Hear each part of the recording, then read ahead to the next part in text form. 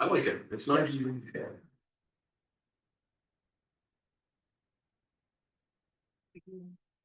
It's 6:31. Very thoughtful. All right.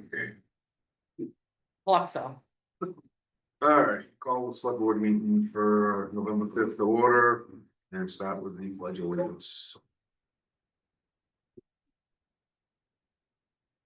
I pledge allegiance to the flag of the United States of America and to the republic for which it stands, one nation, under God, indivisible, with liberty and justice for all.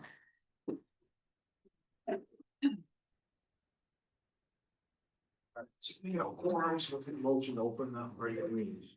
So moved. Second. You can set it in, all those in favor, 5-4-0 against. We'll start off with public comment. Fortune allows the public to speak. We probably won't take up or make any decisions on any public comment, but allows to look, they have anything to bring forward. Move forward, see. Do we have any public comment? Okay. Mel, go ahead. Hi. So do you guys have any update on when DOT is gonna fix the intersection of 27 and 135? I do not, but I can ask that specifically, Mel. Okay, because it is just, it's bad. And I just hoping that they're not gonna leave it like that, because the last time they redid that portion of the road, they crowned it wrong, and that thunk is really needs to be addressed before the ground freezes. I'll get a hold of them this week. I was just in touch with them to get an update on the driveway aprons. Because there's such a discrepancy between the height of the road now where it's been paved and then people's driveways and trying to get up onto the pavement, which we've heard throughout the summer with paving, but it's getting late now, so I think they're gonna finish up things over the next 3 weeks. All right, let's find But out. I'll check and get that for you, okay? Okay, that'd be great. And it isn't right now when I would just mention a couple things about the budget process. Is it okay? Yep, go ahead. Okay, so I watched our budget meeting and I had a couple of questions, you know, from some stuff that was addressed. The overall increase proposed initially was pretty massive.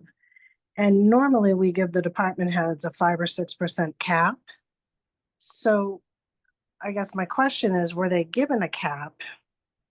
Because if they were, I don't feel like these budgets would have been as inflated as it looks like from the citizen side. And I know that you're working to send it back to them and change that, but were they given a directive initially?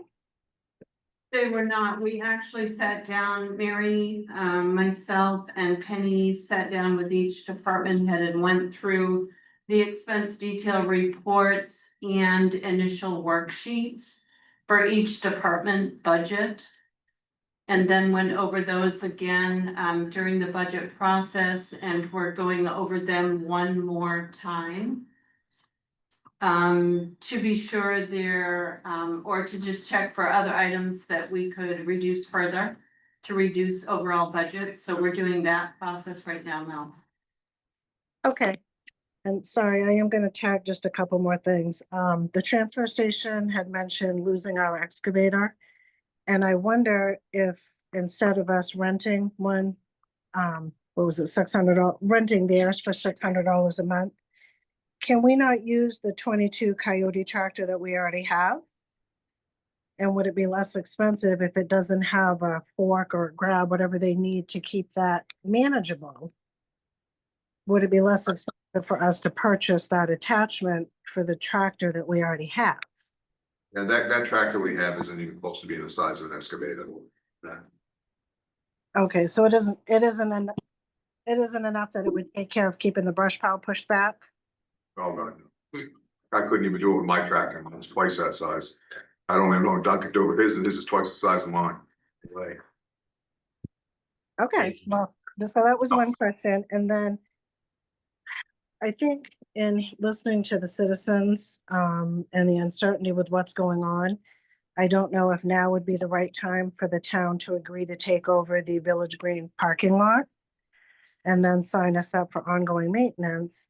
And then another part of that was discussion was that we may have to look into hiring outside landscaping services. And I think that we need to be not looking to add services to the town that we're gonna be obligated to pay forward.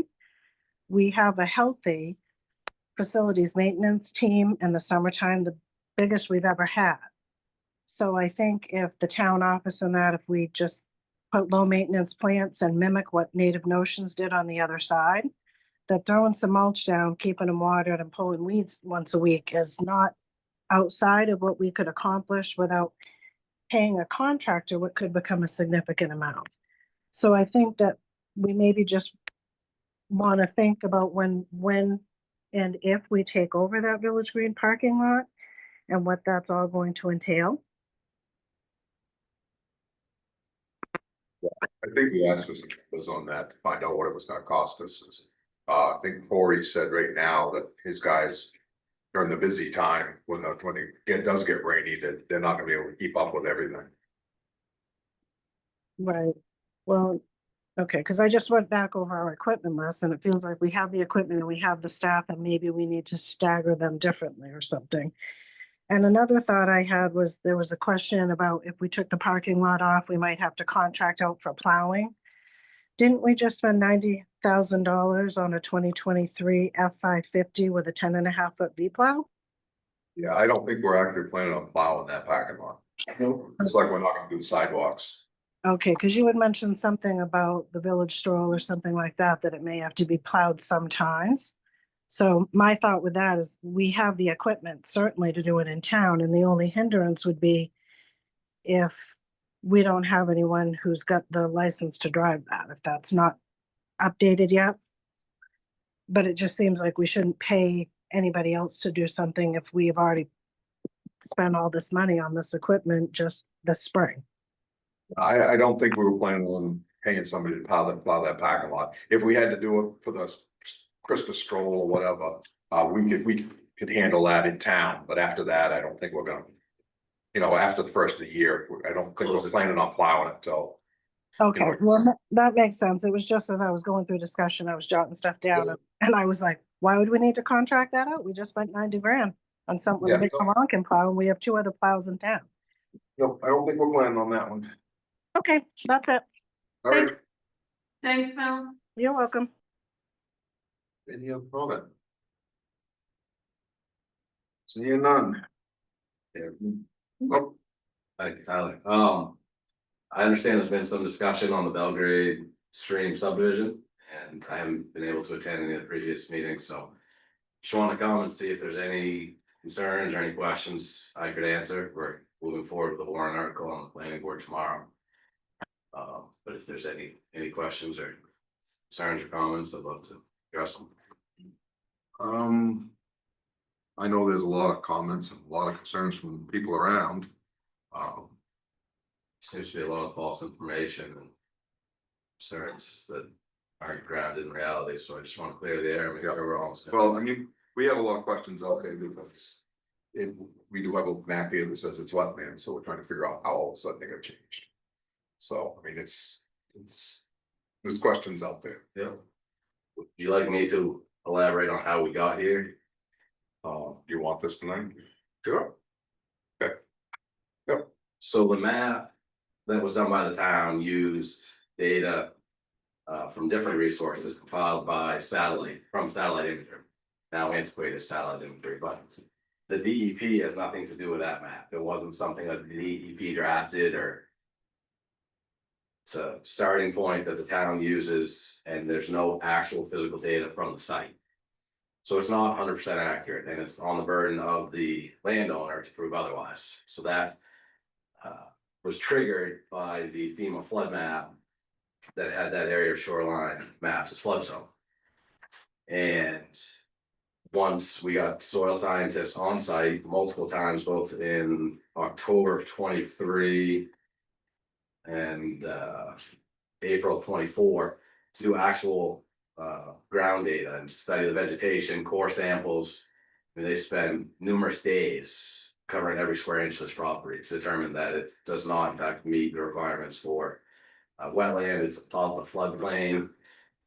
We spent exhaustive resources with the surveyors. They went back and found a benchmark on the railroad. It's a brass benchmark that all of the federal floodplains are based off of. So this is 3 feet above the flood zone, plus the stamp control. And in the town ordinance, there's X, Y, and Z that have to be met to be zone resource protected. And we've gone through that at great length at multiple meetings, every point to make sure that this, without a doubt, does not meet the requirements as such. So there was a lot of emphasis on that map, but it was never the gold standard. It was something that was compiled from various resources back, I think I said 97 is when it was done. So that's why that map and the actual data on the grounds, why there's a discrepancy, and it's not uncommon. Talked to the commissioner of DEP there, we're fortunate in town to have 2 board members, very well respected in the DEP, and Peter prior to that. So they, in their careers, were responsible for going through this process. And they're both fully in support and in agreement of where we are today. So I understand the drought people were to think that this was being done right now because it's dry. This was set in motion years prior, and the data that they get from these core samples go back to glacial till. So it's not, they're not studying with vernal pools today in this current drought conditions. All right, yeah, I know they're working on a warrant article. That's gonna come before us. I don't know if we'll accept that warrant article because I'm not crazy about doing something like that, doing it just at the town meeting. I honestly think it should be something that we do on secret ballot like we do on a lot of stuff, so that you get all people town that want to be able to vote on that. So I'm still not convinced that I'm not even vote to put it forward till next June, that we actually have secret ballot. Okay. So we'll see. We're what not all happens. familiar with this issue, so Right, Dan's speaking for himself. right, that's what I said. Right. So I said, I'm not. So, I mean, I haven't, until we see the warrant article, I don't know if Yeah. we'll even, as a group, vote on it. So, Right, so it is a correction to the map, right? The town has a map that was inaccurate. So this is why that would have to be delayed. I mean, it's the formality of voting seems a bit ludicrous to me, but that's how the ordinance is written. It makes sense if the rezoning it met criteria, but if it doesn't. and see, the ordinance was set up through secret ballot vote, so I'm not convinced that doing it, making a change to it on a floor vote is kind of the correct way to do it. So that's why I said I'm trying to do some thinking about that too. You know. But it doesn't say that it has to be. Doesn't say it has to be.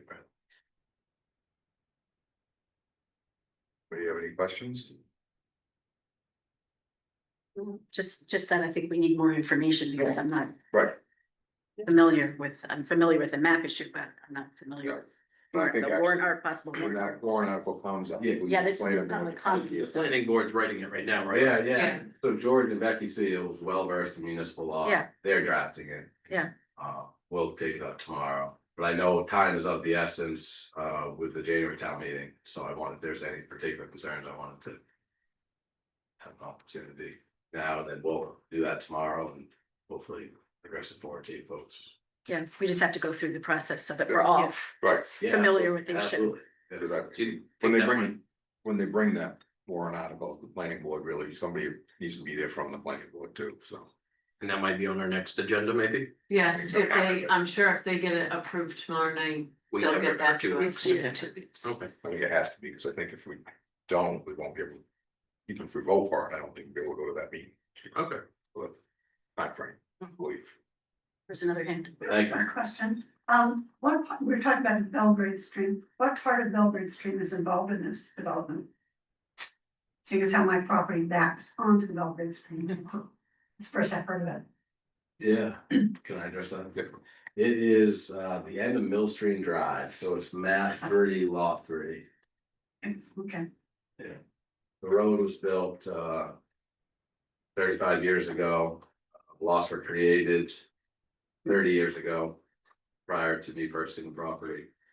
Survey pins were set, it's all the infrastructure was there. It was established for family members.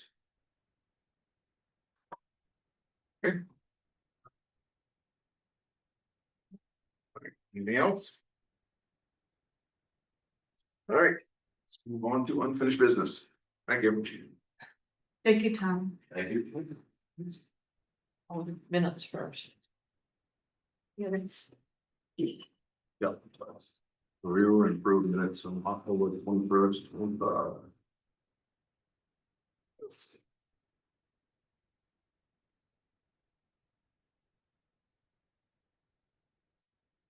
Motion. Oh,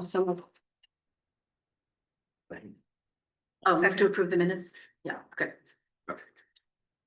I didn't have any corrections. I'll say. So, no corrections. It's, yeah. I move we approve the minutes as presented. We're already moved it. We already have, I moved it. I second it. All right. Michael had already seconded it. Okay, and Dan seconded it, yeah. Is there discussion? All those in favor? Is there any discussion on these? Well, we didn't have any corrections. Do you want to say something, Melanie? I would actually like to. Yeah. So go through the minutes, I see that the attorney was provided with town meeting minutes and discussion from the ad hoc Public Works Committee as part of the decision making whether or not the warrant article and allowed us to expend monies in the way that are being done on the Burgess property. So I'm not sure why that information was sent along. It isn't something that we normally do because by law, we're bound by, hang on a second, I'll actually quote it. Legally bound by the explicit language of approved municipal warrant articles. This warrant article in 2023 said to see if the town will approve the creation of a Public Works Capital Reserve account for the purpose of preparing for the possibility that outside contracted resources are not available in future years, and to appropriate $500,000 from undesignated funds to that account. So that's the language that we're bound by. Not anything from an ad hoc committee that was set up to explore 3 different options and then report to the town. And in the 2024 town report from the chair of the Board of Select Persons, it was actually noticed that we were able to breathe a collective sigh of relief because we didn't need a public works department. So I guess 2 parts to the question, like, did Phil's office request that we send over that backup information? Or did we send it along with the question? I believe we sent along with a question to find out if we could do what we did. So we had already done something. Phil specifically asked for the minutes and the warrant article. Okay, so the meeting minutes from town meeting, but we're Yes. not bound by the discussion on the floor. We're bound by the explicit language of the warrant article. This was Phil's decision. Do you want me to go back to him again? Well, and it's not that I want us to incur more legal cost, but I guess I just don't, I understand, you know, when we were first discussing that 500,000, it was if we had to maybe purchase a piece of property to sit on. But purchasing a piece to sit on and doing other stuff to the property are 2 different things. So the discussion on the floor of town meeting shouldn't have any bearing on the actual article that we voted on. So I guess as a citizen, I need clarification on if that's the case. We could argue that every warrant article, there's discussion on the floor and it could be swayed by that discussion if it was ever came up for review.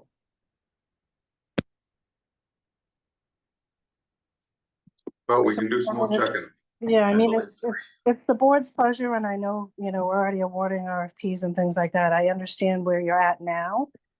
But I think that I need clarification on that because that's not how I read the law. And I don't normally think we send stuff along, especially from an ad hoc committee that literally has nothing to do with anything once we've discharged them. I believe we asked him for clarification on this article, because you've already brought this up in the past. And that's the whole reason that we reached out to him, was the question you had at the last meeting.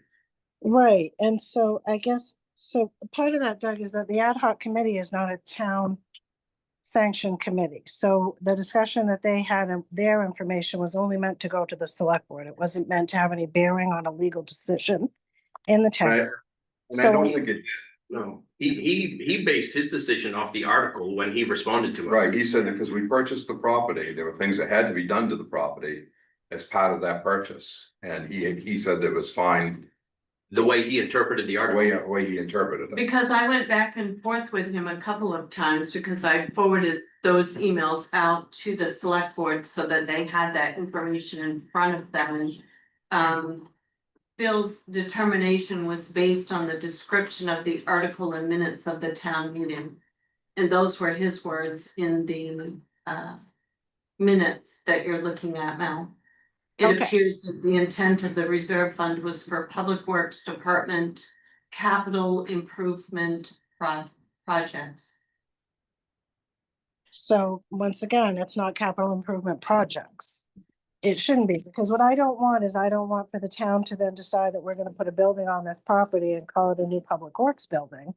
When the citizens have not approved our public works department. And the charge that we were given was that if we had a long-term plow contractor, then moving forward with the public works department was going to stop. So hopefully you understand what I'm getting at. I want to make sure that what we've already done, that falls within that scope. And we're saying that it does, but it's not part of the explicit language. So I am hopeful that there wouldn't be any more improvements that were going to be done on that property beyond mowing a couple times in the summertime until such time in the future that we might need to use that property.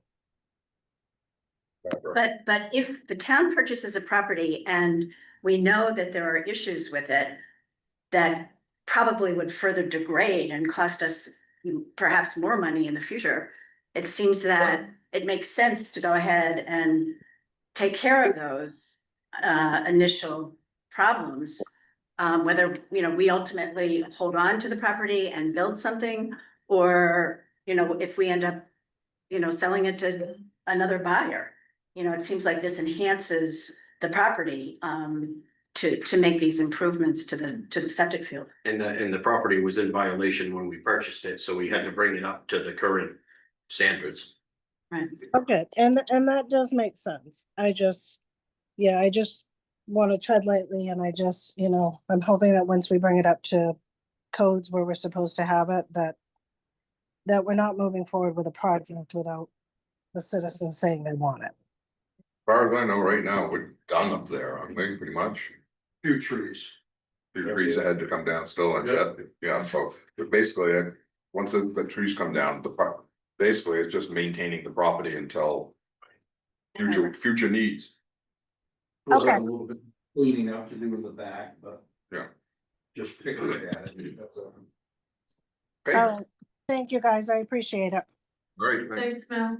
You're welcome.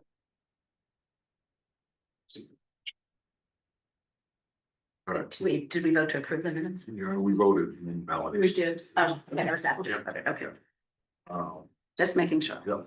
Unfinished business permits.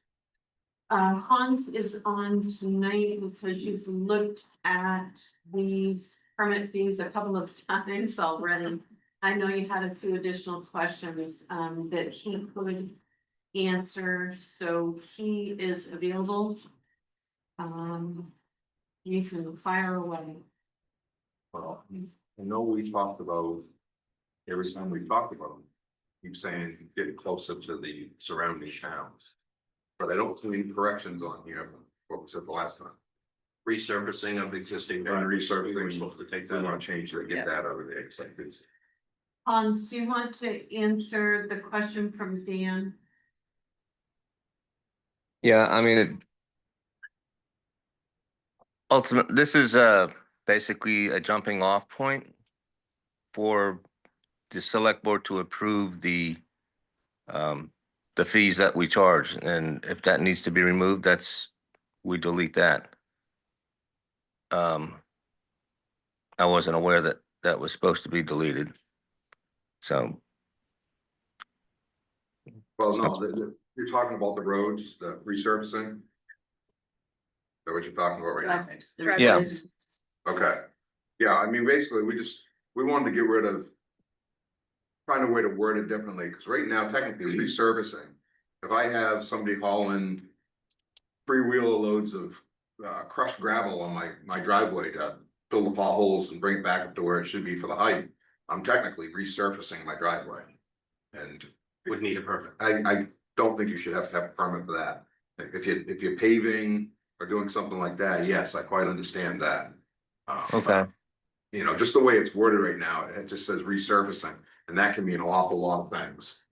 And Okay. I don't know anybody that's ever come in and got a permit to put gravel down on the driveway. no, What would be a better way to say it? Just take out the resurfacing or? No, I think it's just specifically saying what resurfacing is, you know, so either paving or putting in reclaimed pavement or, you know, something that's not just normal gravel, General maintenance. you know, something that's not general maintenance. So repaving rather than resurfacing? well, I'll just say paving or repaving, so, Okay, so yeah, we'd like to see that language change. And again, we keep looking at these fees. And we still aren't, as far as I'm concerned, aren't close enough to where the surrounding towns like principal structures, we got $15 minimum, Rome's got $50 minimum. Reedfield's got $50 minimum. I honestly, ours, we're only proposing 25, and I think we're gonna be right back another couple of years from now, thinking about increasing again. I think we really would like to see to be close to surrounding. all right. Well, I mean, that can be changed to 50, but again, according to the ordinance, the select board sets the fees, so I'm just throwing, Right. a starting point out to you. You were throwing some starting points out, but we'd like to see a different set of numbers come back. So, Well, so I know that one's 50. Okay. What other ones? Tell me what you want, because again, I'm throw out a starting point. You select board sets the fees. I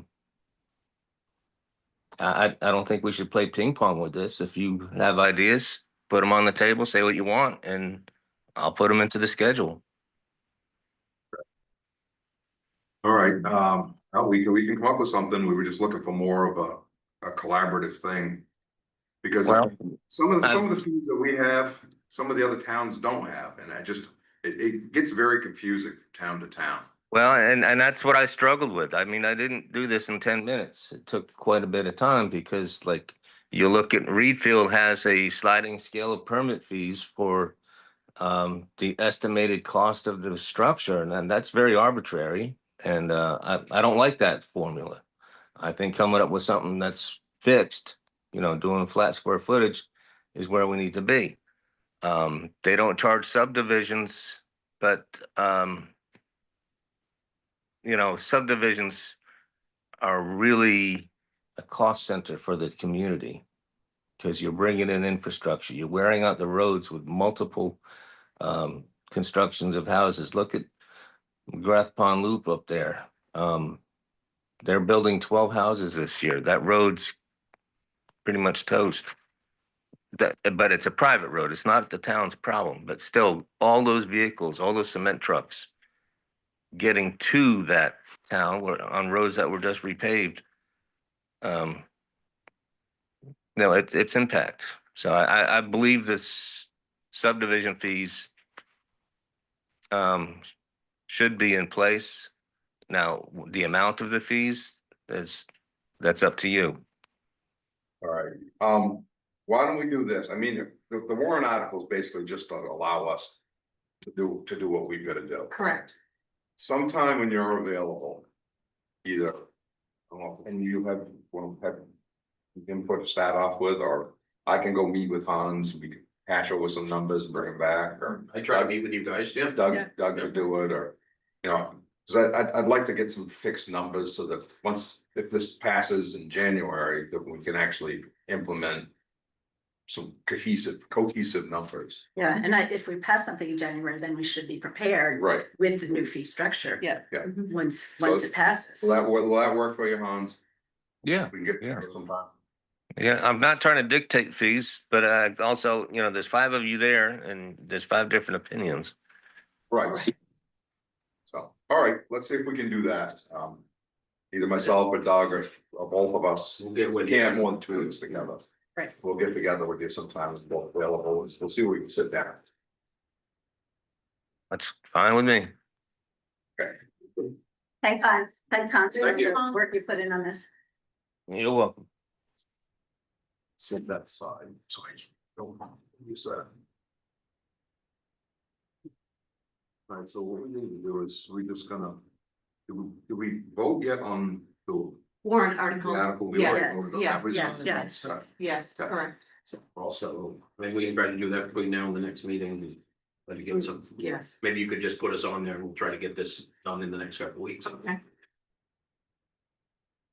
All right, communications policy updates. So we met and went through, we've looked at this several times, but we cut it down. I think we were at what, 10 pages maybe? Starting out, and now we're down to just, I believe, 3, very basic. I think you'll like this one. So you, actually last looked at this August 19, you reviewed and discussed updates, focusing on adding a section for compliments and concerns. You agreed to change the wording to prioritize positive feedback and make it more accessible for the public. You also decided to table the policy for further review and address grammatical and consistency issues in the draft. Also discussed potential changes regarding media inquiries, internal communication, and newsletter distribution dates, considering more flexible timing. There was actually a motion to table and to review and revise for the next meeting. Barbara and I met just recently and went through it. And think we came up with a really good draft for you this time around. I think the feeling that was expressed when we first discussed it was that there was a lot of information that didn't need to. Need to be there. Yeah, It was very wordy. it was good, yeah. This looks good. The only suggestion I would have is on page 2. When it goes under the compliments and concerns. Sort of near the bottom, it says each concern will be reviewed and if appropriate, investigated and follow-up actions taken. I would maybe say would be reviewed and acknowledged. So. If we don't feel we need to do anything, we at least let the person know that it's been reviewed. So that it just closes that loop. Okay, that's a good point. But other than that, I think you did a good job. So reviewed, acknowledged, and if appropriate, investigated? Right, Okay. yeah, so just, And I'm happy because like I said, the public may contact the town manager or any member of the select board. Yep. Yes. That's what we're here for too, so. Yeah. Take a break to get either or both. Took the red pen. We took the red pen. Oh, we did. Yeah, I can see that.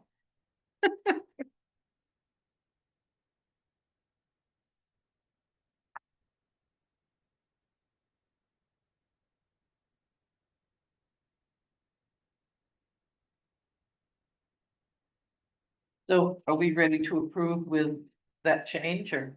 Think so. I do have one question, external communications, what exactly do we consider external communications? What are we using as a definition? It's the overall, well, it says it's the overall, town managers is responsible for the overall coordination of communication. General guidelines for external communication include staff and volunteers direct media inquiries to the town manager. Staff and volunteers keep information that is related to matters under investigation before the courts or under the jurisdiction of another authority in strict confidence. So it's basically media inquiries. Okay, Speaking so with the why don't media, we- newspaper is this- I know when we get up to the top, we talked about FOIA and stuff, and our FOIA officer. Is coordinates all of the FOIA stuff. so Right, it's- this is more like newspapers, Okay. television, radio. Yeah. That's. Because we have, on the first page, we have external inquiries. And then we have external communication, so external communication. is Primarily what we would send out. But. Because the inquiries deal with. What comes into us. And we do have at the top of page 2 about FOIA. Yeah, I did see that, Yeah. that's why I was just making sure Right, that, yeah. because if we have an external communication. That has to do with FOIA, if somebody media comes to FOIA, I mean, it's obviously. it's not- No, that doesn't address FOIA, just like media.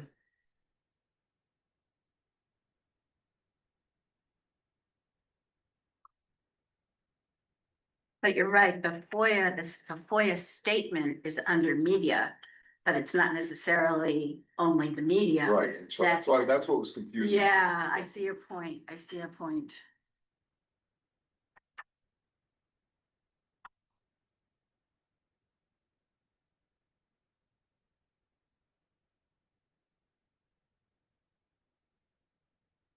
You see that one on the top of page, the way it's organized is, the FOIA is under media inquiries.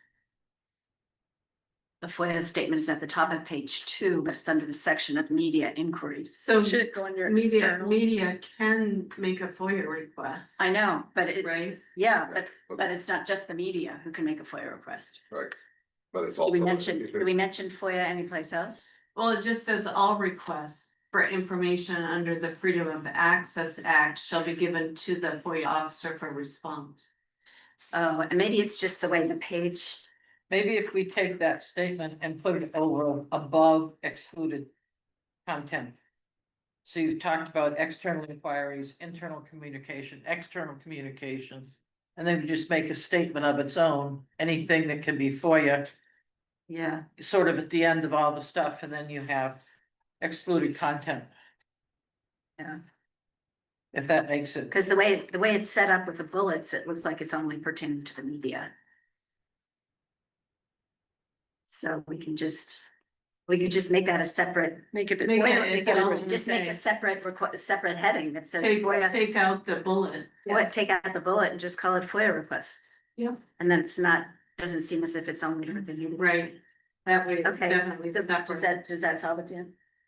Yeah, like I said, it just confused me. so- Yeah, no, you're right, it no. is confusing, That makes it better if it's. Yeah. makes it more general. Because it's not just the media who can do a FOIA request. The only other thing I kind of like to say, it's up to the rest of the select board, is under the excluded content. We have a couple bullet points that. Unless approved by the town manager.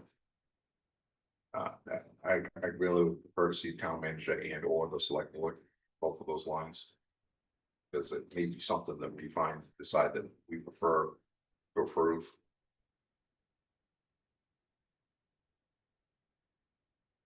So if it's and, or does that mean that the town manager would have to check with the select board? But if we find out something, if we decide we want to approve it, town manager may not want to approve it, but as a board. May want to approve it. So. Or we may not want to approve it, and town manager said it was okay to do it. Vice versa, so I mean, it gives us.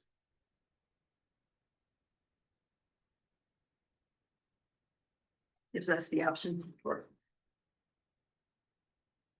So in both Just the one about advertisements, promotion and advertisements and submission, any submission. Yeah, because I know we've had people come to us and ask us about stuff or newsletters and kind of it's up. We've made decisions before, whether we could allow stuff in newsletters or. Just a thought. Other than that.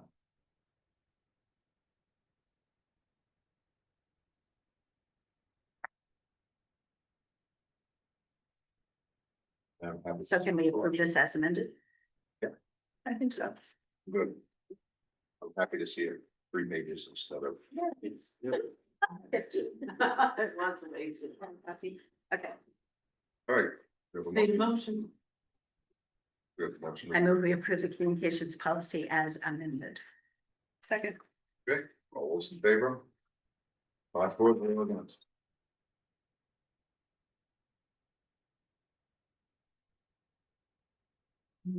This updated policy, when we get a copy of it for us, Yes. I really, really, really at some point want my book back and have it updated Yeah. with all the policies. Mhm.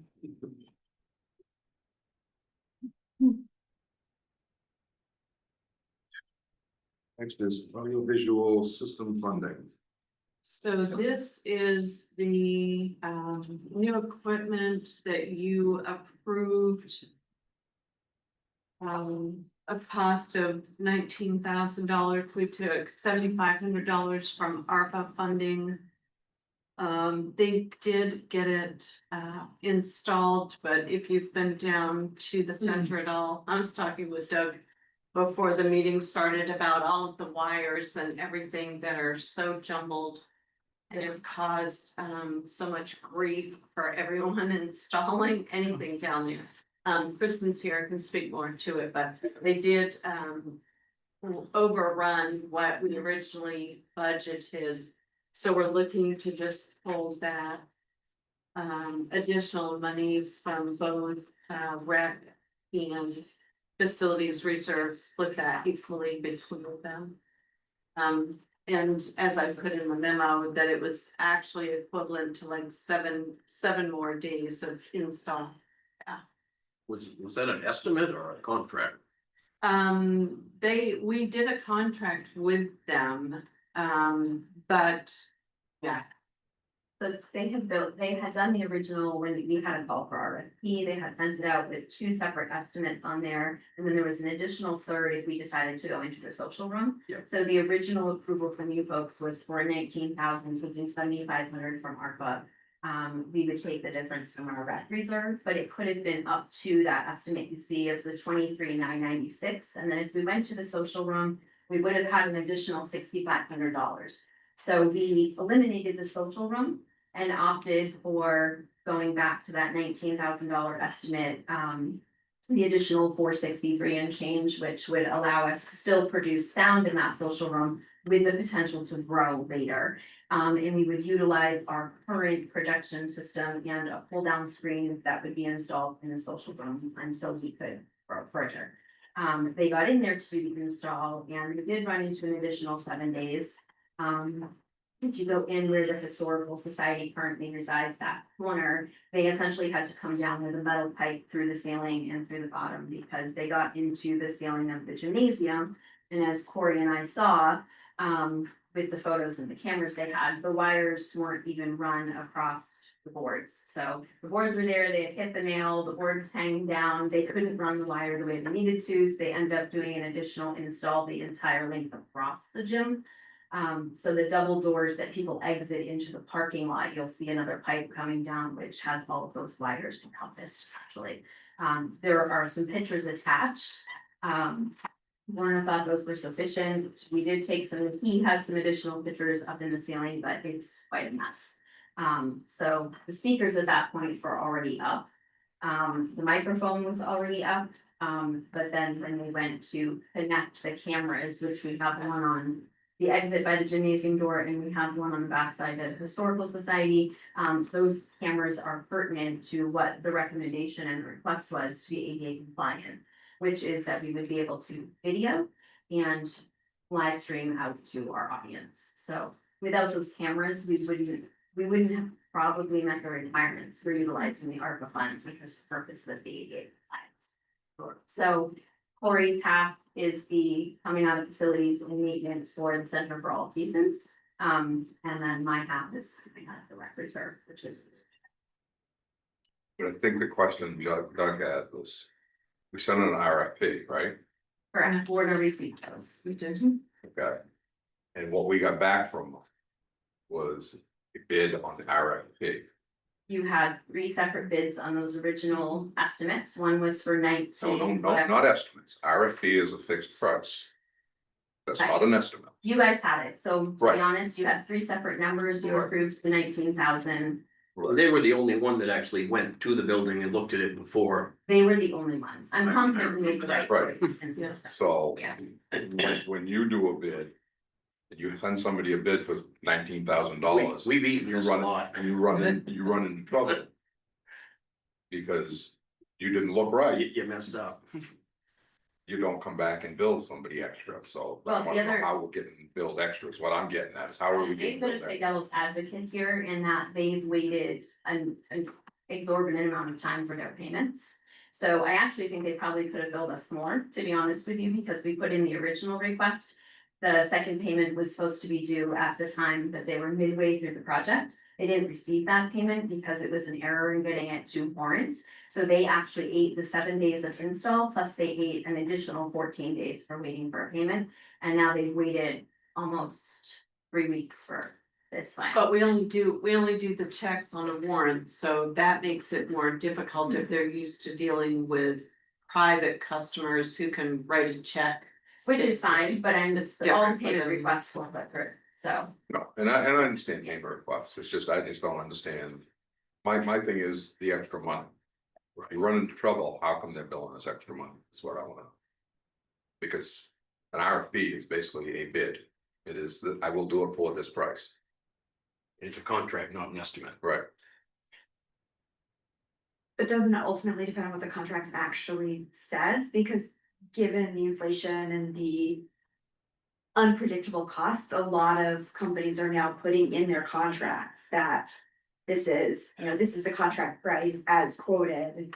But if the project becomes something different or there is more work, like that's becoming increasingly common. So I think it would depend on what the contract says, right? Don't forget. I mean, I think it's worth looking back at the It's worth contract that looking we back have. at it, Cause RFP would, a town RFP is different than a private contract. And usually there's an expiration, like, you Right. know, if it's more than 30 days, you have the right to reprice or something like that, 'cause Right. stuff changes. Well, the question that came to my mind was with the harnessing and wiring issues in the ceiling of the gym, that was existing wiring that was there that caused a problem for them. Is that right, Kristen? There's a lot of wiring in that facility that's not being utilized, that's been left hanging in the wall in the closet.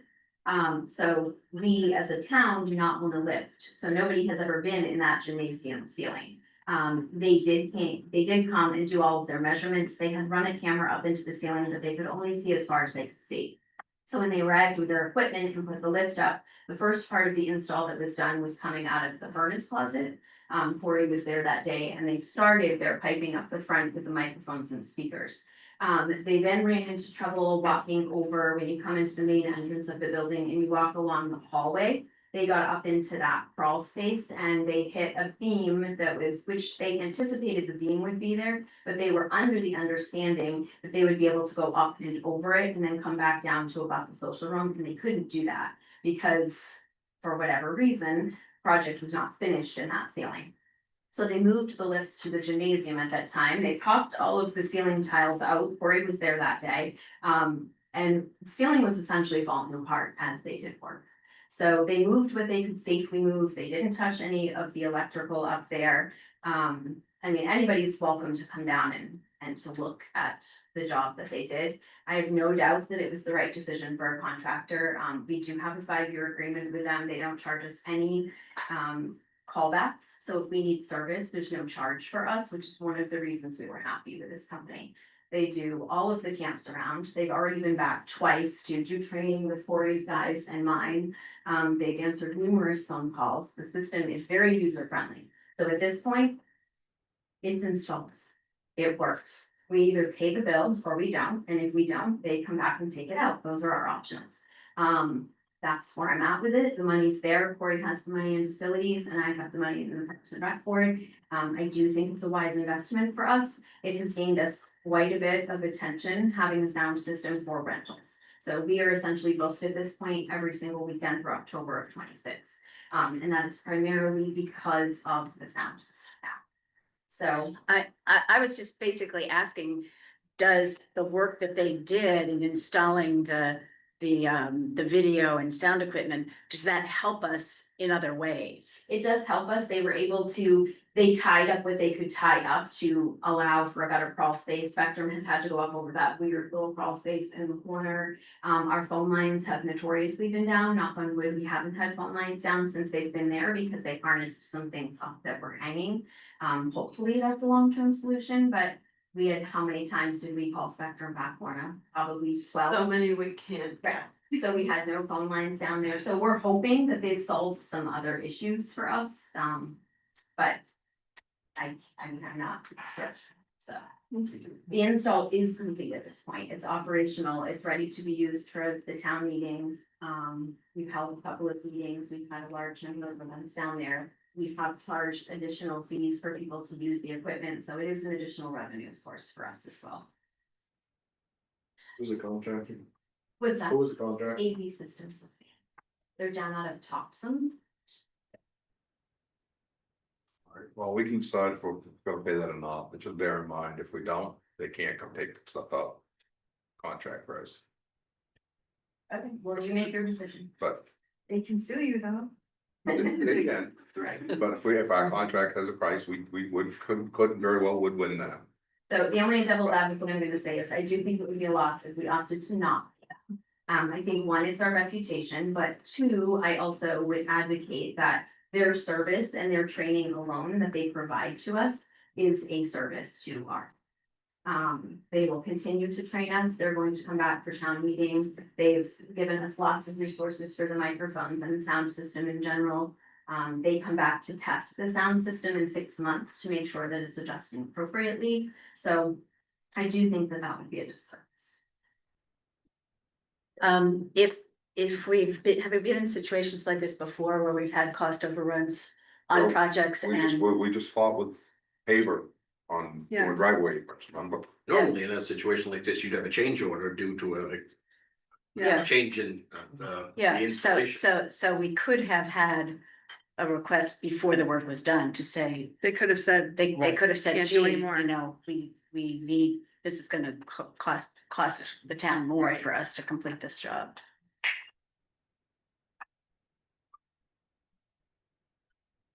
I mean, I think we probably should pay it, but in the future, we need to make sure we do it the right way.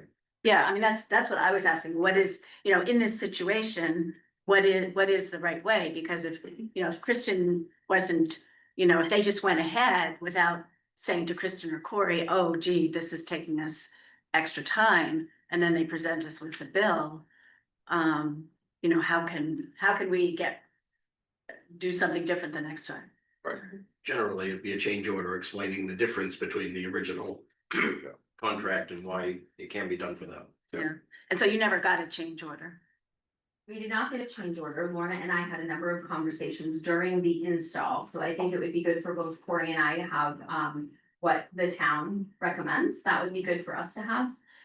Because I'll be honest, I had nobody hands-on during this process other than myself and Corey, so that would be good to know what you would like procedurally when we come upon something like this. Well, I mean, if you had conversations with the town manager should have been emailing us. Do we have an official form though? Like, do we have a process? We're talking about communications policies. Do we have a process for this? If there's a change order, it would come from whoever the contractor is, it's not something that the town. But we are asking them at the moment for a change order, and then are we asking them to present it to you, and then we're waiting for the select board to approve it, or? If because we, in this if we process- hire someone at a contracted price and they're going to, run into additional time or equipment or supplies, and it's going to be more than what they originally contracted with us, then they would normally say, this is going to cost X amount extra. Are you okay with that? Are we okay to move forward? I didn't get any of that on my end, but that would be the point where we would want to step back and say, okay. And bring it to the select board and see if they wanted to pay that additional. Whatever, equipment, time, whatever it was. Right, because if it comes out of the reserve funds, then we have to. You have to, yes. I have no authority to spend out of reserve. I mean, I guess I agree with Dan that at this point, It's probably You know, something they- that should have they've been done a done, it good- just wasn't done. quite yeah, right. they've done a good job. We really needed to have this done. and It's an will- asset for sure. Yeah, Yeah. it's an asset and we it will want help their us. support going forward. Yes. Right. And their Yeah, training. It's, Yeah. and the training. yeah, I mean, it's a learning experience. Okay, so do we have a motion to approve the, I move that we approve the funding, the additional funding of $4,331.88. As requested equally between recreation and facilities reserve accounts. Second. all right? Any other discussion? All those in favor? 9-4-0 against. I guess I also would say, based on this experience, that maybe Lorna at the next department head meeting could Go over that. go Yeah. over that, and just so everybody's clear that, you know, if there is a contract situation with an RFP or whatever, and there, you know, it seems like the job is taking longer, they're going to be cost overruns, that we need to know that in advance. I'm good. All right. Burgess property, cemetery trees, Cory. Back earlier this year, we had a deal with the tree company there all season. Yep. To cut the trees at the cemetery and the Burgess property for $2,200. They decided that that wasn't a good deal. So we're back, they wanted to go back to our contracted price, so $100 an hour per person. So they cut some trees. Well, they cut some wrong trees. And he was kind of upset about it. But I have witnesses that they cut some wrong trees. Long story short, they charged more than what we approved. We approved about $2,200. They charged us $3,100. And that still does not cover what I told them to cut, which is trees that we now own that are unsafe. So we need to pay the additional cost of them cutting trees, which I'm not complaining they cut the trees, because they need to come down anyway. But they're just the wrong trees. If we would have done what was originally talked about, it would have been over and done with. But we have more trees that are unsafe, that was not touched. So here we are again. More money. And the ones that they cut were this firewood that we kept, like we were talking We about. do have some of it for firewood, yes. And we will keep more of it too. So So I think it's gonna be a good year to. Huh? we have some extra on Yeah, hand. oh, Mary does, yeah.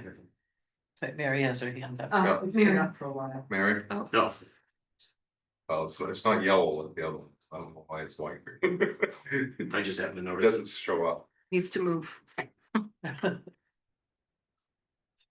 Mary, did you have something? Guess not. Guess not. No. So Thank you. She said no. Oh, she said, okay, okay. long story short, we've got some trees that still need to come down because they're unsafe. And how much are we looking at for that? an additional 22 to 24. 400. Yeah, So the wrong trees that they took down. Probably, they had to come down anyway. they had to come down at some point But anyway, at some point, not at some this. point. So. No, they didn't. But the 3,100, how does the 3,100 fall into this? The Because, original cost was, I told them, you're approved to cut $2,200 worth of work. right. And they Well, cut 3,100. Overdid that because they cut wrong trees. And then had to come back because we were going to use the space that they were clearing to run the well and septic. So it still had to be done. There was no two ways around it. And I did not realize he was gonna charge us extra to do that. But here we are. So have we paid him the extra $900? I think there's a warrant thing for the $2,200. 2,200, not 31. Not 30, Not 30. so we're We're agreeing, only we're staying at the approved for 2,200, We were only approved for 22. okay. Yeah. So you're not asking for that additional money? Well, yeah, we sort of like probably gonna have to pay it. Well. We do, That's up to you guys. How many trees are left to cut? Oh, there's a ton of. Because they were going to originally. Cut both sides, the 20 feet on the cemetery Mhm. and the. Tree line between the two pieces of property that we now own as one. For $2,200, then that wasn't gonna work out for him, so he decided that it needed to go back to. His hourly contract, that we have a contract with the town, because originally the price that he gave me, I told him I don't want an arborist price, I want a harvest price. Just come in, drop the trees, clean them up, and he agreed to it. Then he decided that's not gonna work. He wants to go by his contract. Well, we do our contract, so. Yep, we do. Do we have a town or that's? That's that we're talking about. That's who we're talking about. So the $900, would that be part of the 2,200 or the additional 2,400? Yeah. Okay, so we're not So talking about, we would have an additional whatever to pay to the 3,100, right, 900. the balance, okay, 900, and then additional unsafe trees that need to come down. He estimated $2,200 to $2,400. Oh, additional, so it's Additional. 900 plus Plus 2,200, 22 to 24. so I it's mean- another 3,100 Yeah, Or 33, or 30, Or, yeah, or 33, Yes. 31 to 33. Yeah. or more Okay. if he decides it's more. That's the problem. so this is gonna be an ongoing thing, because as we work, we still have no trees. Cut at the cemetery. So. Now, here's the question. We originally got 2 quotes to cut that property for $2,200. Do we, where it is not an unsafe tree, but a clearing of an area, can we go with a different person? So I'll reach out to the other person and confirm that they will still be willing to do that so that we can get those trees done. At $100 an hour, we have a lot of trees that have to come We down. don't need to, if it doesn't have to be an arborist to remove them, I don't think we have to. Who's the other contractor? Scott Kinney.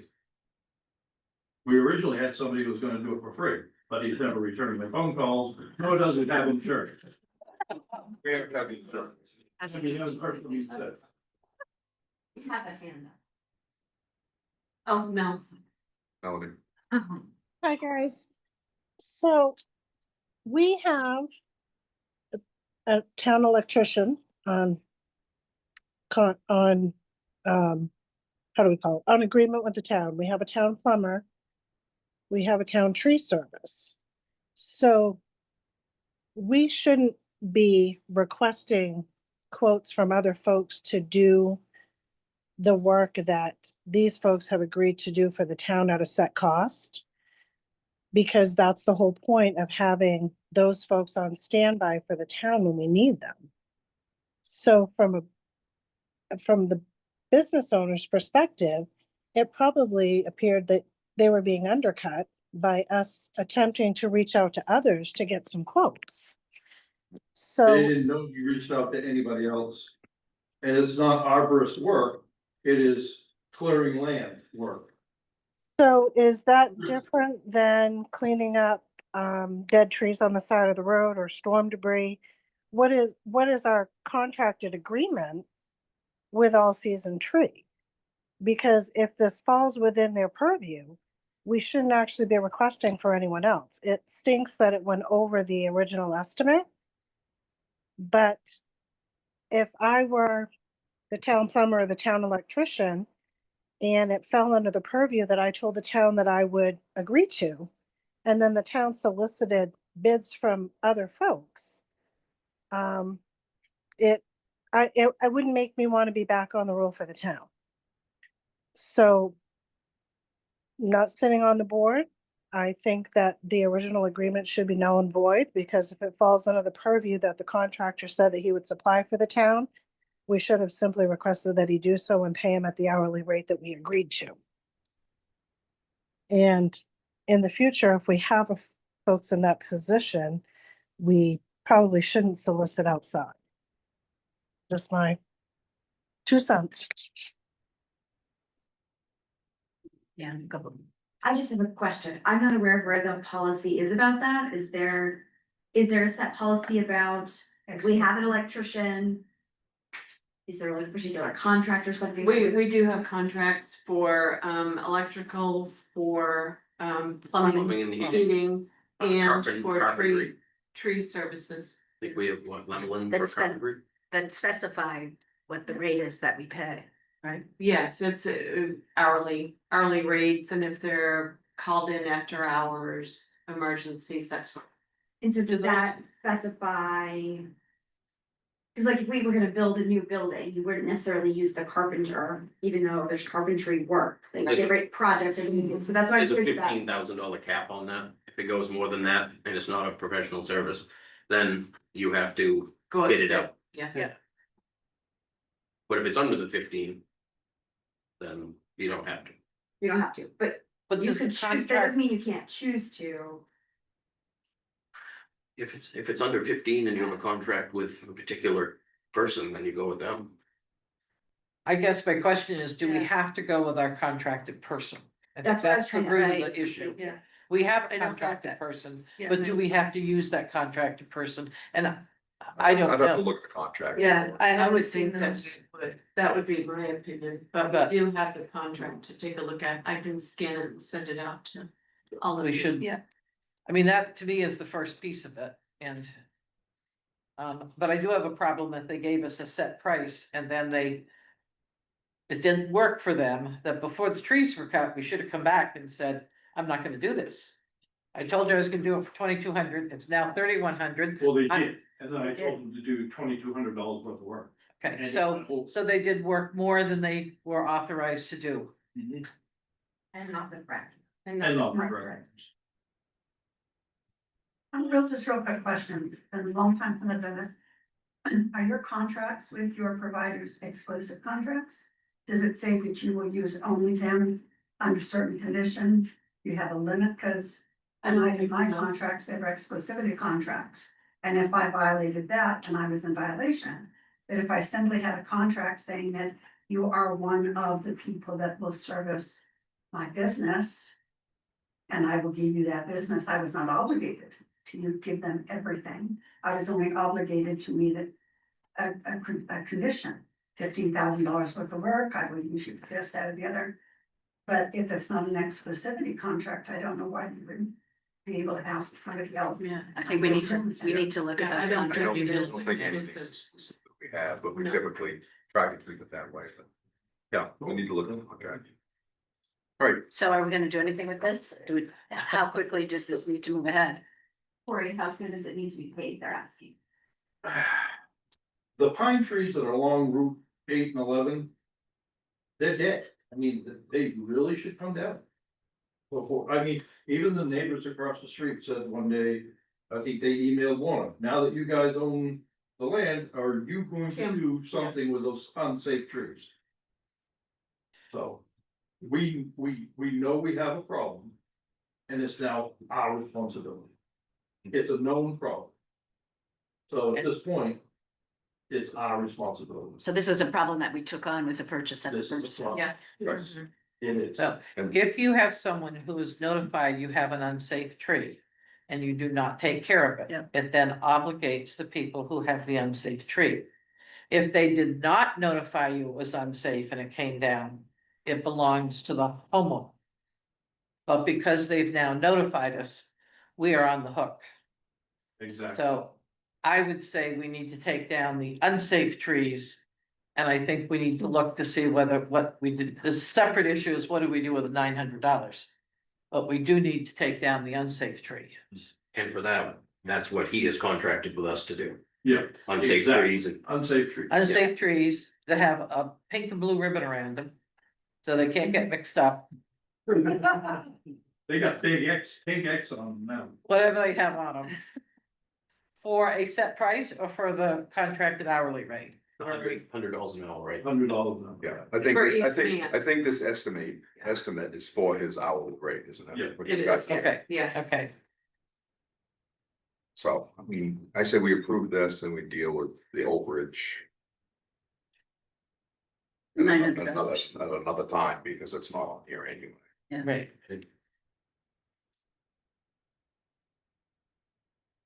Okay, so I move that we authorize an additional $2,200 to $2,400.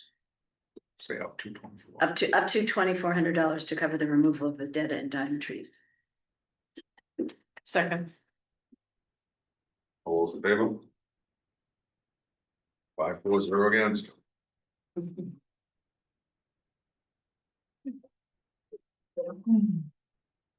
Oh, one week we come in here and go. We don't spend any money. Really, really nice. All right, new business. Any appointments?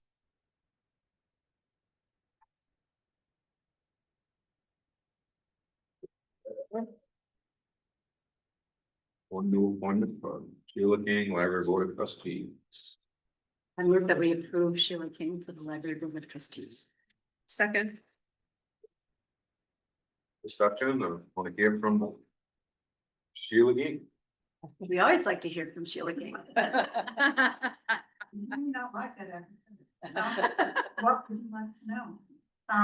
We moved to we escaped California in 2021, moved to Belgrade. And we came with 5 missions: find a doctor, a dentist, a hairdresser, a mechanic, and a library. So the library was mine. I was involved with Friends of the Library in California. I was volunteer for many, many years. I was in charge of the children's programs at the library. And I unfortunately had to stop when I became caregiver for my daughter-in-law when she had cancer. So I have not volunteered more since then, but I have really enjoyed the Lakeside Library. I give kudos to Kim, who was told me where to go for the nursery, where to get a good facial, what gene for me. She was absolutely a wonder for me. So I would like to help if I can. I did it before because my granddaughter was on the board, and she's no longer on the board. She now works at the library. So I told her I would help. So I would really love to be part of that. I think the library is great. wonderful. Yeah. Good. Wonderful day. Okay, All those in favor? 5-4-0 against. thank you, thank you. Yes, thank you, Sheila. Come in- Yeah, come in and see Mary on one of the days the town office is open. It's sworn in. All right, no reappointments, we do have one resignation. A thoughtful to the library. Gary Mallon. With Mueller yet from the budget committee. I move we accept Gary Mallor's resignation with regret. Send him a thank you and an appropriate. Second. Right. All those in favor? 5-4-0 against. And Other annual appointments, town manager appointed Jeff Worth, animal control officer Yeah, again. he's doing He's backup back up. for, our regular ACO who's out on, injury for a short time. Yeah, I saw. And the- Jeff, I thought- Jeff is Jeff's on on. here as well.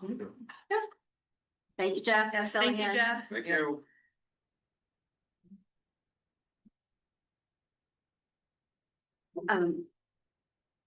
Would you consider leaving the village streetlights? Since we have that same. We can. Yeah, we'll flip flop the department committee presentation. We'll do the village streetlights next. Sorry.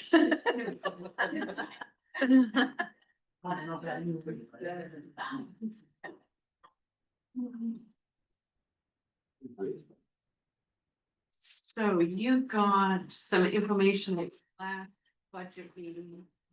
Kathy had reached out for Friends of Belgrade Lakes Village, to let us know that the parking lot project is nearing completion with the goal of ultimately gifting it to the town of Belgrade. Once complete and accepted by the voters of Belgrade, the Friends of Belgrade Lakes Village plans to dissolve its incorporation.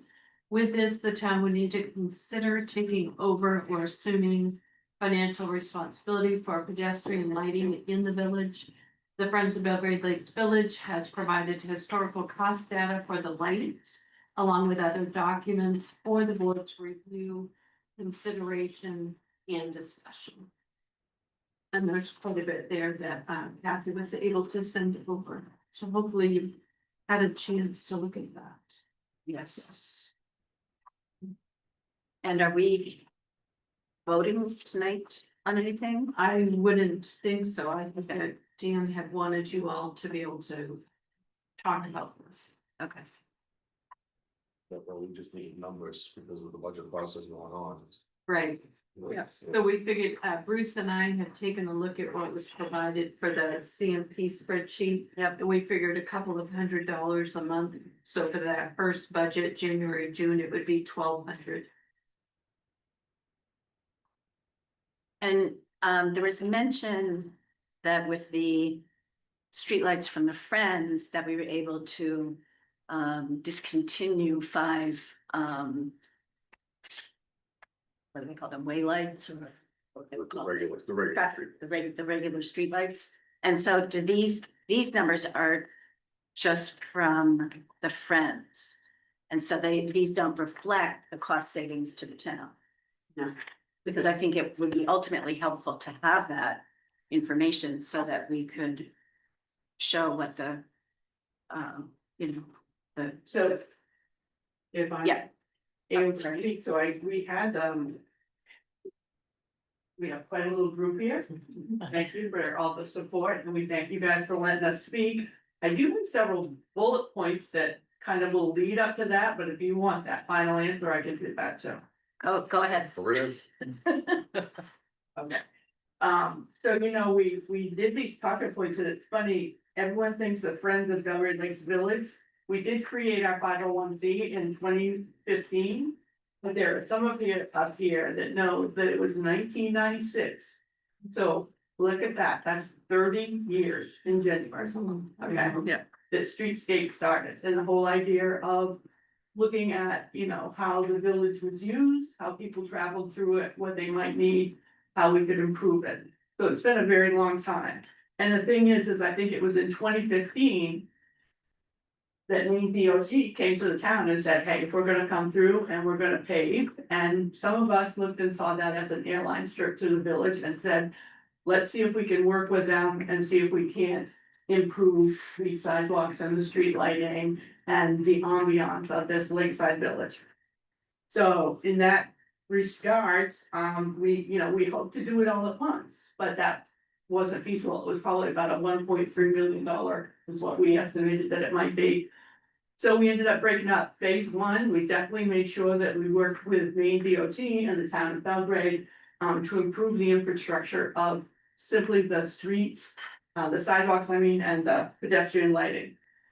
And so phase two really became the construction of a parking lot, to provide the extra needed parking and safer parking for all involved. So the Friends established an agreement with the select board, which allowed us to raise private funds. That was back in 2019. I think at that time, many on the board thought that that might not happen, 1.2 million from a group of women.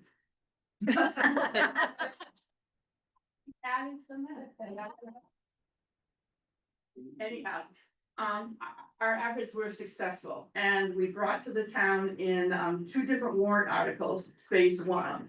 One was for the streetlights and the paving, which was over 495,000. And then another 25,000 a little later for the bikes and bike racks, which hadn't been approved in that, gifting of those projects.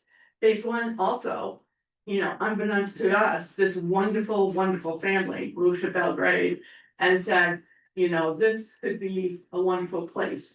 And we became the Matson Village Green, which we all know how well that's used now. And, you know, we don't have any numbers to add to that, but I can well imagine, you know, that we could end up saying that it was, you know, a substantial amount of money, and we thank them very much for it. We all know how it's used for music, we know how it's used for artisans, we know how it's just used for, you know, people to come and sit in the gazebo and enjoy. So we thank them very much for that. In the spring of 2023, the land at 32 Main Street, the former storage units, became available for sale and was purchased by the Friends of Delray Lakes Village as a site for phase two. Our parking lot and our safer parking and the connection of the walkability of our sidewalks.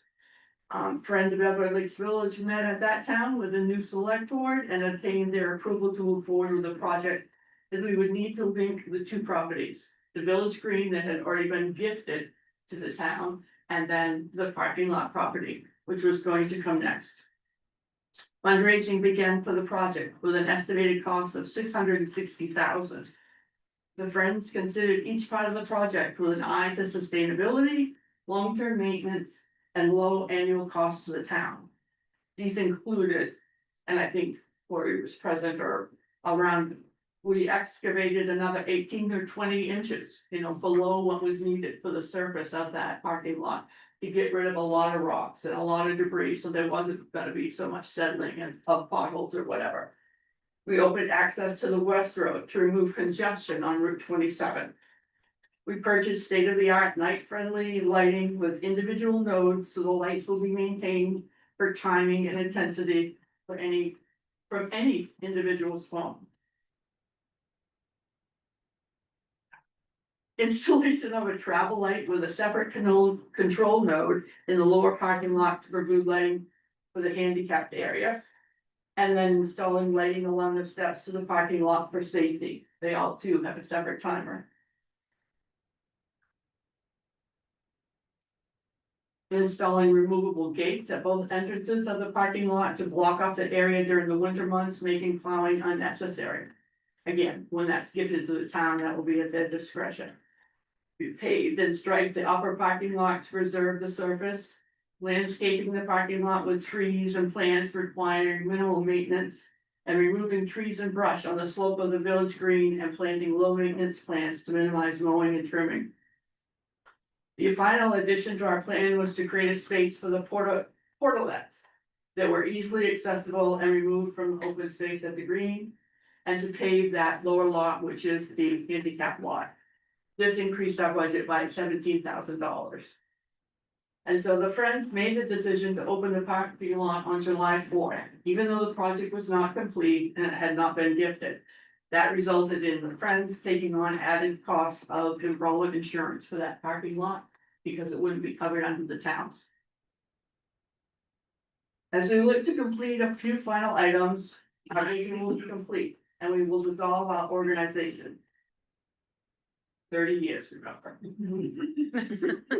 With this in mind and in full transparency, we are asking the town to plan to take over the lighting of Main Street when that occurs. We believe it is the town's responsibility from a public safety perspective. It should be noted that there were 6 or so travel lights that were able to be removed during the conversion to LED lighting 5 or 6 years ago. Sparing the town the cost of those lights as well as the annual cost of those lights. So in ending, I would say it looks like the Friends of Belgrade Lakes Village have contributed at least $1.5 million to Belgrade's infrastructure, beautification, modernization, safety, all of those things. And so, yes, we're asking that you now take over the payment of those pedestrian travel lights. So we have a few other things here. I think I have a documentation which was back in 2017, which was an inventory of the lights that the town had. And it showed that we had 10 along Main Street. And so again, remember, this is 2017. When I took the cost of those 10 lights, it was $120. And again, those are 2017 prices. So they were $120 a month, which comes out to $14.40, for the year. And right now the Friends are paying between $1,200 and $1,600 or whatever for a year. So it basically kind of washes out. It's like, it's even, it's what you were paying, but we've upgraded. We now have lights that are safe for pedestrians, lights that are safe for walkers, as well as DOT approving that they're safe enough for car travel too, in order to take away all of those overhead lights. Now, yeah, there's still some, there's one by the store, because it's a little bit higher traffic area, maybe by the Village Inn, and I think again up by the West Road or whatever. Some of those are still maintained, but again, the cost is exactly or relatively the same as what it was back then.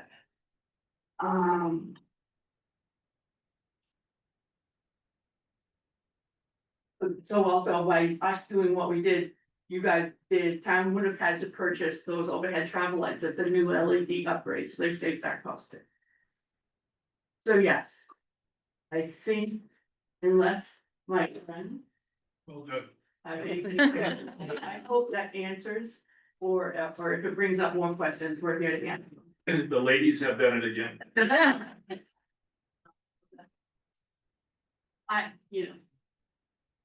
That's a tease to Portland, and that's a lot, ton of work, yeah. Thank you, Diane. Yeah, And, thank you. and I can say, having been, a trick or treat, a treat passer out on Halloween, I can say how much those sidewalks have enhanced the safety of Halloween and the streetlights. Oh, If before the streetlights, Halloween, you were sort of taking your life in your hands. Well, as far as streetlights, I didn't have any questions when we were talking about this budget, because I just assumed once the Friends are dissolved, we're gonna have to take them all. I don't think towns have a choice. My thing was knowing how much to budget for them, so that was the big thing. Yeah. It's actually, I have one other point to too, and this would fall best on some budget committee ears, but we also, when we paid for the streetlights, we also paid a contingency fund, which the select board at that time set at $10,000. So you have a contingency fund, that the cost of streetlights could come out of. But again, I don't think from a budgeting process that you want to use a contingency fund to take care of monthly fees, yearly fees. We're better off with that if we have to start replacing things or repairing damage and stuff. Maintenance and stuff. So, well, thank you for that. Yeah. Okay. You did that for the budget, so. Appreciate it. Thank you for enhancing the town. Yeah, well, I had a lot of help, but I just got to stand that. All right, so I think we're back to the monthly department committee presentations. Well, Kristen is here from Parks and Recreation. She will speak about what she's been up to and maybe upcoming events. You've got the holiday stroll and a couple of artisans there. So Kristen McDowell, Parks and Rec, we've had a very busy fall, back to school, after school program this fall. We have successfully been able to remove 9 kids from the wait list, so we're down to 2, which is good news. you know that the AV equipment has been installed, so that will be ready for town meeting, and our handicap accessible walkways are beautiful and installed in the park if you kind of come to see them. Corey and I have been working on some winterization things, and the swimming pool, as he calls it, or the new ice skating rink arrived today. We had a very generous donor step forward and cover the entire cost with an additional $1,000 to be used towards lighting. So we were able to upgrade the ice skating rink to a 60 by 100, so we're hopeful that it'll stay here at the town office, because Corey and his guys have been working hard on trimming out snowshoe and cross-country trails at the top. And we're hoping to move those 2 solar lights that are currently being utilized with the ice skating rink to the top of the sledding hill, for evening access. We have 2 artisan fairs this fall, November 15th and another one on December 6th. Programs are growing. We've had evening pickleball tonight. We've got a chess club starting. We had 25 people at Coffee and Conversation the other day, so we are seeing momentum that is. How many people? 25. 25, that's great. So we are seeing momentum, which I think is great. People are calling daily, asking for more programs. We're working closely with the business group. We've been working closely with Water Dance Farm. We are working with them on Saturday to offer a free community brunch from 8 to noon time. So no questions asked. Anybody in the community can join. It'll be bacon, eggs, sausage, pancakes, and there are a number of us who are going to serve. So that's exciting. That it, Corey? Corey told me I had to be quick because he doesn't know what to talk. I think that's it. Our social media, we're up to over 3,000 followers, so we're seeing a lot of engagement there. We have both Facebook and Instagram. We're sharing with the town website. So yeah, I feel pretty positive about all the things that are going on. How were you able to get 9 children off the wait list? We essentially we capped it, and then we put kids on the wait list. We lost a couple to moves. I have an additional part-time college student who was unsure if we were going to have her. And she's been able to travel, so that allowed us to be a little more flexible. And we were very fortunate that we had some parents who only needed Tuesday, Thursday care, and some others who only needed Monday, Wednesday, Friday. So that's helped. We did have a child with needs who we were unable to meet their needs at this time, and so that allowed for a space to open up as well. Although we are still working closely with that family to see if we're able to make accommodations later. We are hopeful about the sale program in the spring. That was information from SailMain came in yesterday that they are going to be working with us, and Lorna and I had talked for some monies towards our instructors, so that should save us, which is exciting news. And they're gonna come up and work with me as well with some programming pieces that should align a little better with our hours and staffing. So those are always good. Over 250 people at the Halloween dance. So it was a huge success. I think that's it.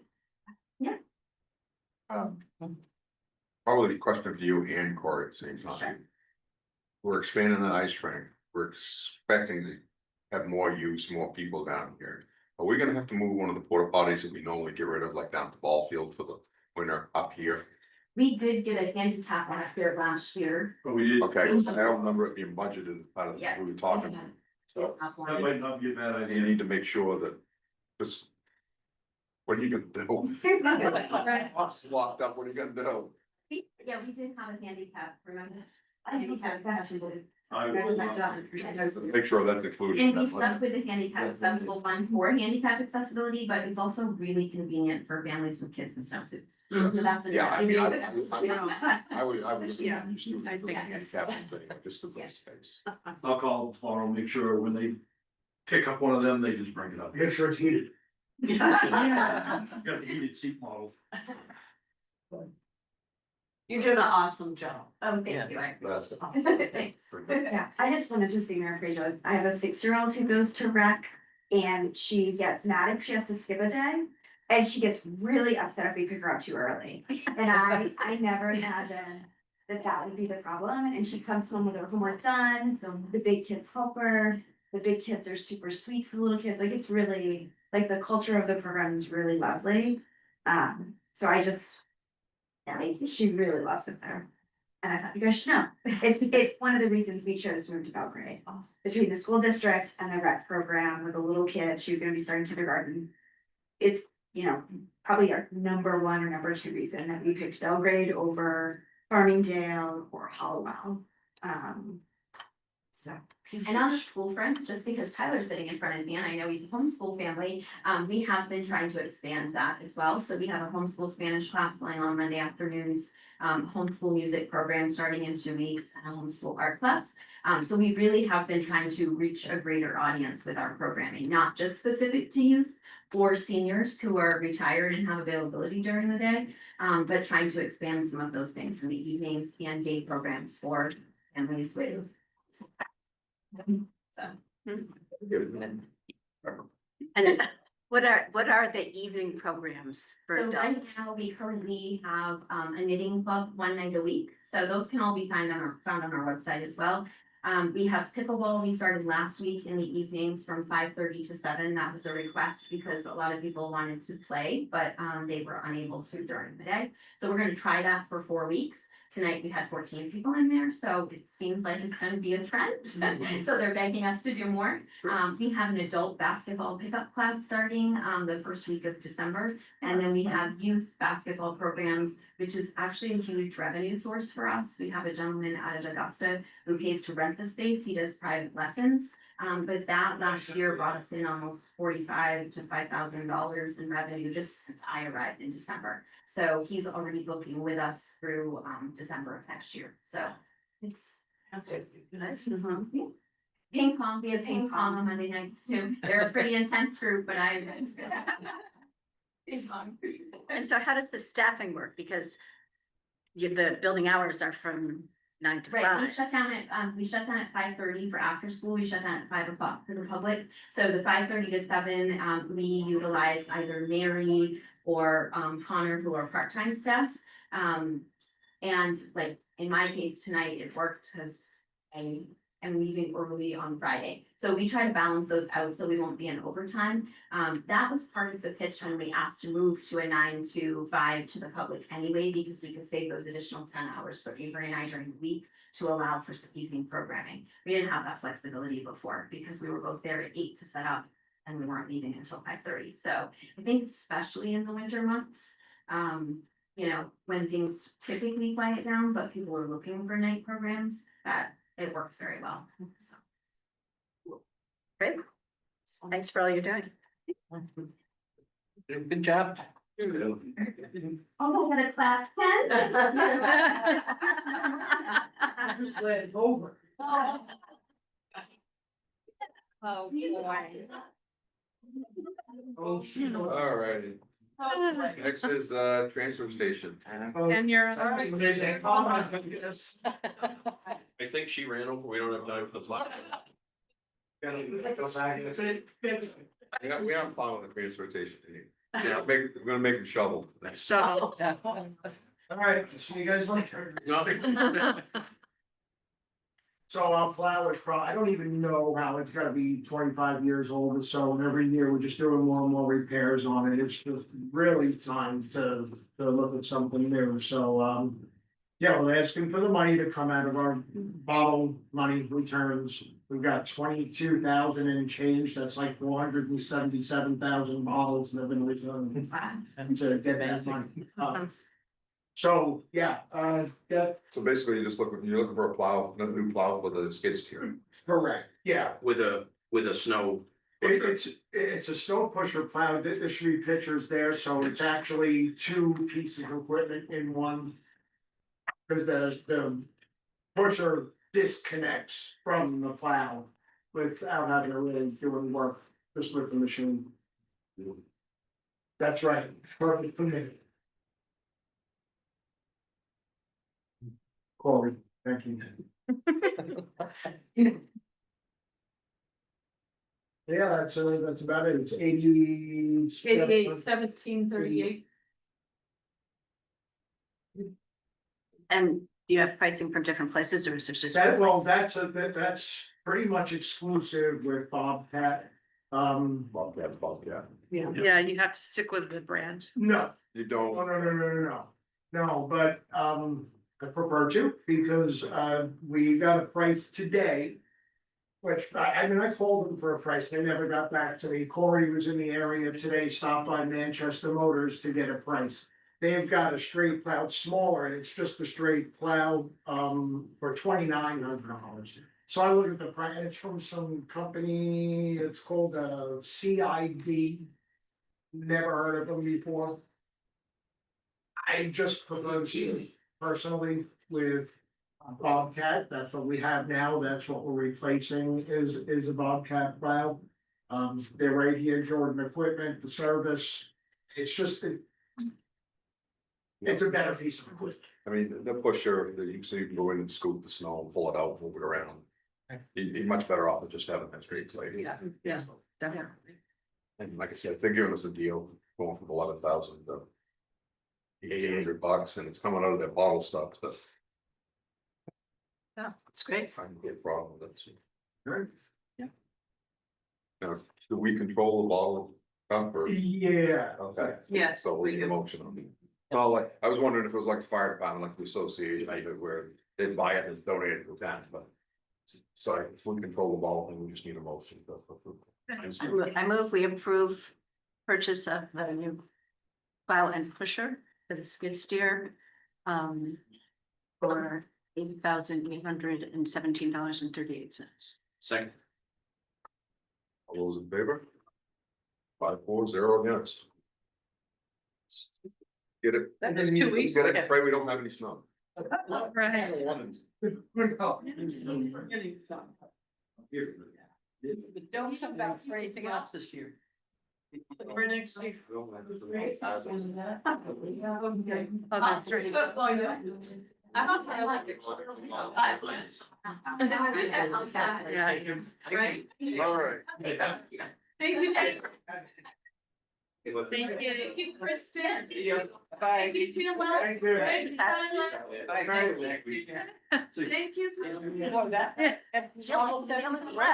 Hi, John Boy. Yeah.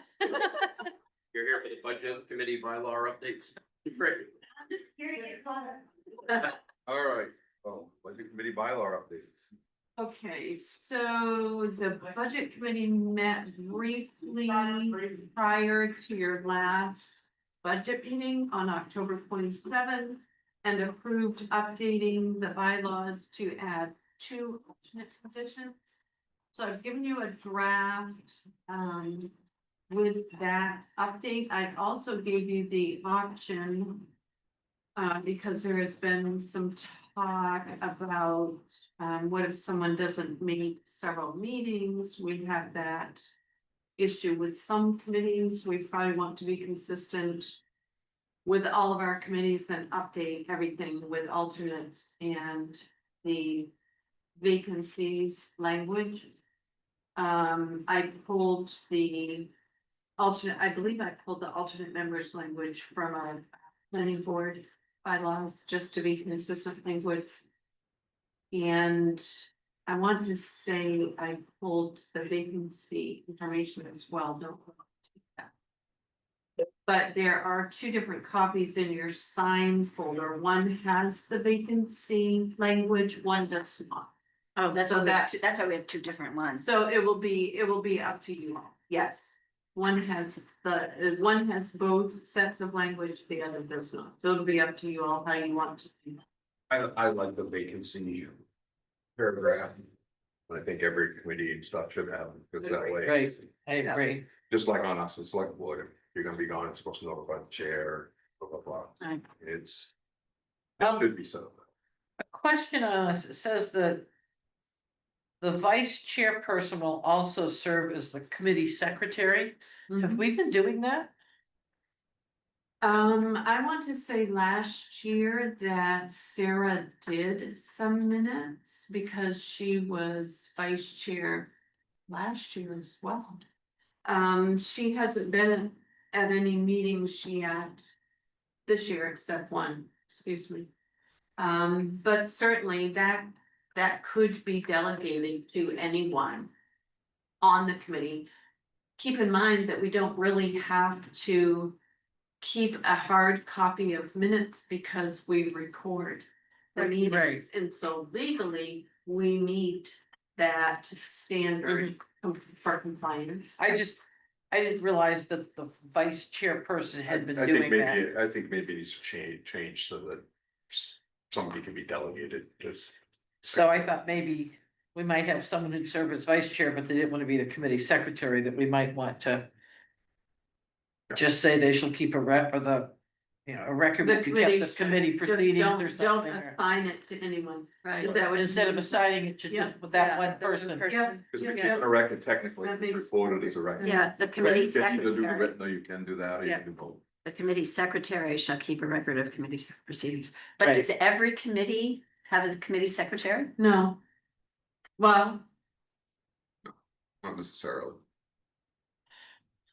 There should be minutes of every committee. Yeah, and usually all of the committee minutes come in and, Mary gets those because she puts them on our, website and she's not on.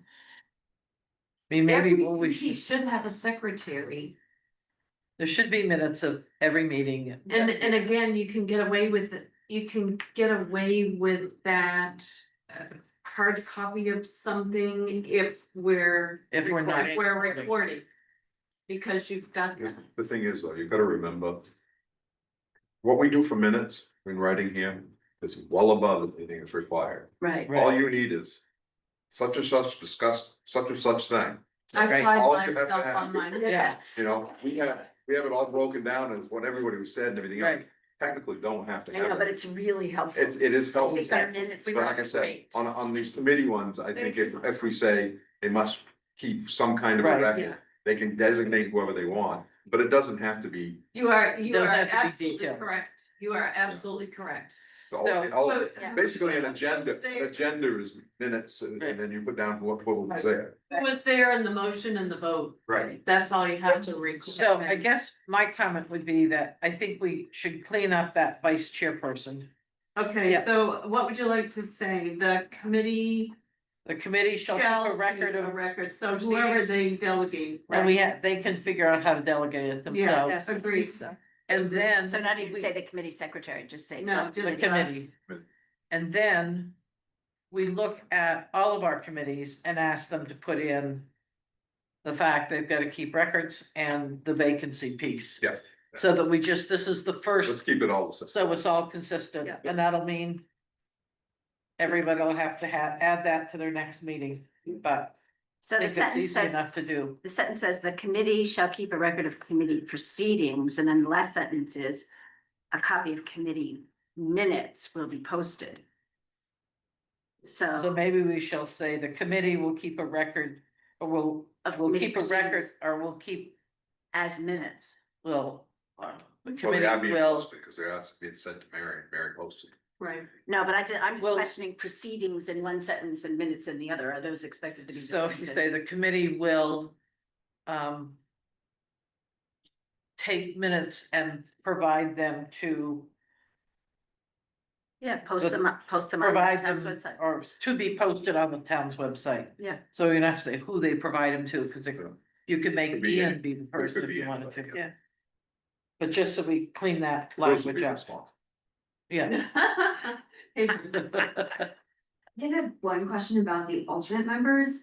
In some of the arrangements that I've seen, alternate members are allowed to vote if there are not a full quorum of 6 members, and I felt like it was unclear in this wording if they're ever allowed to vote or if they're really only there in that alternate capacity. Yeah, we I have, have no, no we have that with feelings the either plan, way. don't we have that with the planning board? Yeah. That, If they're there and they don't have a full board, right, they become basically a voting member. Right, right, that was my understanding of it. Right. So I would just have it be clear. I would add maybe a sentence to that paragraph that explains. And if they're appointed Right, in a this particular says- order, if both alternates are there and there's one voting spot. right. That person is. Yeah, because this says they may not make motions or vote. Right. So if they're gonna fill in for a regular one, they could then make motions or vote, so. We can say they may attend all meetings, And participate in discussion. may not vote. Period, right? Participate in discussion and vote in the event of an absence of a In event of regular not committee having member, a something board. like that. Yeah, If the record is held by the chair, Yeah. Because that way, if you have multiple absentee, alternates there, the chair can pick, and you only have Right. one vacancy, the chair can pick who's gonna be voting or whatever. Because you're not gonna have both people voting, Well, Yeah, would we you have a first alternate and a second alternate? or- they may have to, I mean, I'm not sure. How would it, does anybody know how the planning board does it? No, No, but think if we they're can find out. But they kinda gotta be, everything's gotta be the same. So Yeah, you gotta figure out yeah, this. yeah, But- good point. Yeah, it would make sense to have an alternate one and an alternate two, just so they can't say, well, Bruce picked you because he's gonna vote his And that- way, and and that's I'm not gonna pick her because she's gonna vote this way. Very true. That we clear that up so that it's, I also just think it doesn't put anybody in an awkward position and on the Right. spot. Mhm, And right. so if there's a procedure, and it's also, I would suggest that it not be at the discretion of the chair whether or not to let the alternate vote. It is either if they're present and a person's missing, they have the opportunity to vote, or they Yeah. don't. I think it's, I'm pretty sure that's how it is with planning boards. I know when we went with the fire station permit, they had to use the an alternate, and they didn't discuss it ahead of time, they just Yeah. used the alternate. Yeah, Well, so let's look at the planning board, yeah, Just based on. bylaws. and once we come up with the It's basic. either alternate one or alternate two, or it's gonna be based on. What was it, became an alternate first and the other, so. Yeah, but if they take that alternate one or alternate two, Yeah. and then if we get a template, we can then take that template use it to for- each of Use the it for- boards, and they just, we, perk it for whatever their specific things are. Yeah. It may- I wish Yeah, that I we think could that have makes sense. alternates for all of our committees. Yeah. We need Yeah. regular members for a Very lot of true. Well, things. yes. Okay, so do we wanna bring this back? I think we're gonna have to bring it back. Yeah. Once we find out the language and stuff, since there too many changes we're making tonight. Yep. Yep. And we need to refer to the planning board to see what their language is. Yep. And that may be the best thing to use, if it's already set up that way. Okay. Alrighty. Off the other business, we have the other business, everybody else left, so we have other business. You got a good crowd. as in the other meeting, You know, you were. Alright, so warrants. Second, the big glasses again. I don't have a tip for you tonight. You have one. okay, I got that. So stop in tomorrow, Thursday. or I'll put it out front, Yeah, and Molly's you can Thursday. stop in any times. I'll put it out front in the basket, and just stop in anytime. Okay. I'll let everybody know. Okay, thank you. I went and looked in Penny's office, I couldn't find it. Okay, Alright, so. Warrant number 125, $34,577.50. To approve. The payroll. Oh, move to approve. Second. Any discussion on that one? All those in favor? 5-4-0 against. Warrant number 126. $43,929.96. CP warrants. Move to approve. Second. Discussion on that one. Seeing none, all those in favor? 5-4-0 against. Warrant number 127. $206,857.11. Warrant. This one, we'll go over and any discussion on this one. And you'll note, excuse me, on page 1 of this warrant. So you've got the signature page, and if you just flip that over, you'll see all seasons, and there's $2,200, that's the. Payment for those trees that have come down already, not the 30. it looks like there's a set price to take down a big tree. Right, Kind of, right? $2,075 for each of those 4 trees, which, Well, those are- For- that's Public Works, that's not the Burgess property. no, I'm just saying. Each of those 4 trees are large trees, and it's the same price for each of those trees. So it almost looks like there's a contracted price, not an hourly price. So, It says 4 roads, not 4 trees. For West Road, it says remove oaks, plurals. Yeah, they did take down a few. Maple, Oaks on West Road, yeah, I don't know. rotted ash. I know, I did know I'm that. just making an observation. Yeah, no, I noticed that too. That, Do we have a breakdown on that? So we can see, I'd like to see that, go how it's broken down. It is odd that everything's the same price. I had a question about something, but I looked at it online. if I can jump on the wall, so I think Yes. I don't have any other questions. Was there something So the with BMV? Was it? Oh, yeah, there was a. That looked kind of. Yeah. Oh, that's what that So we had was. to refund it. Oh, okay. And where was that? Page 6, I think. Is that? Page 6. I called it, Lauren, I'm gonna answer earlier, so. Okay, I'm still looking, I apologize, I got sidetracked because I found Bruce's check. What's in here? Alright. This is credit card. All seasons. This is the cemetery, Burgess property, and then this. That's the one. So that's more transfer station than they are for the other location. So this one, I don't know give it what like total bill, how did we end up breaking it down as $2,075 for each? 'Cause that doesn't even make sense. How did we come up with a breakdown of it? It looks like Penny did it by road. And so she just not knowing. So that's that 2,000 per isn't accurate. So the quantity is 83 trees. Right, so- but you might have had Oh, no, 3 on one 83 road, 10 on hours. another and everything else. 83 hours, my Right, so. apologies. 83 83 hours. So she's broke it down to that much for each individual road, which is. So just, okay, all right, But you that don't makes know. more sense. But you don't know, because it doesn't say that, And so. that's something we may wanna ask them. to We wanna start ask breaking him. down, so we I- know. Per road. Per job. Oh, yeah. It's supposed to be $100 an hour per man, Per person. Right. per person, Yeah. because I had him Make take a a couple note down, of it was like that. 2,600. I'd like to see it broke down, that way we know what it's costing. Or roughly 26 things per dog, because. Yeah. That doesn't really tell me anything. Well, if he can put in 83 hours, he knows where they came from. Right, So just to itemize it, so. yeah, just breaking it down the way you found it, makes Carol doesn't make sense, cause it's like, why is it $2,075? Right, yeah. Individual Right. road. Yeah, she just split it three, It's just in arbitrary. 3 roads, so in 3, I'm assuming in Four 3. roads. Yeah. Yeah. 1, 2, 3, 4 roads. And just split the cost evenly between the Yeah. roads. Because she had nothing else to go on. Right, well, like I said, we just need a contractor. Yes, So could we do need a that, better, we need a better breakdown. agree. Yeah.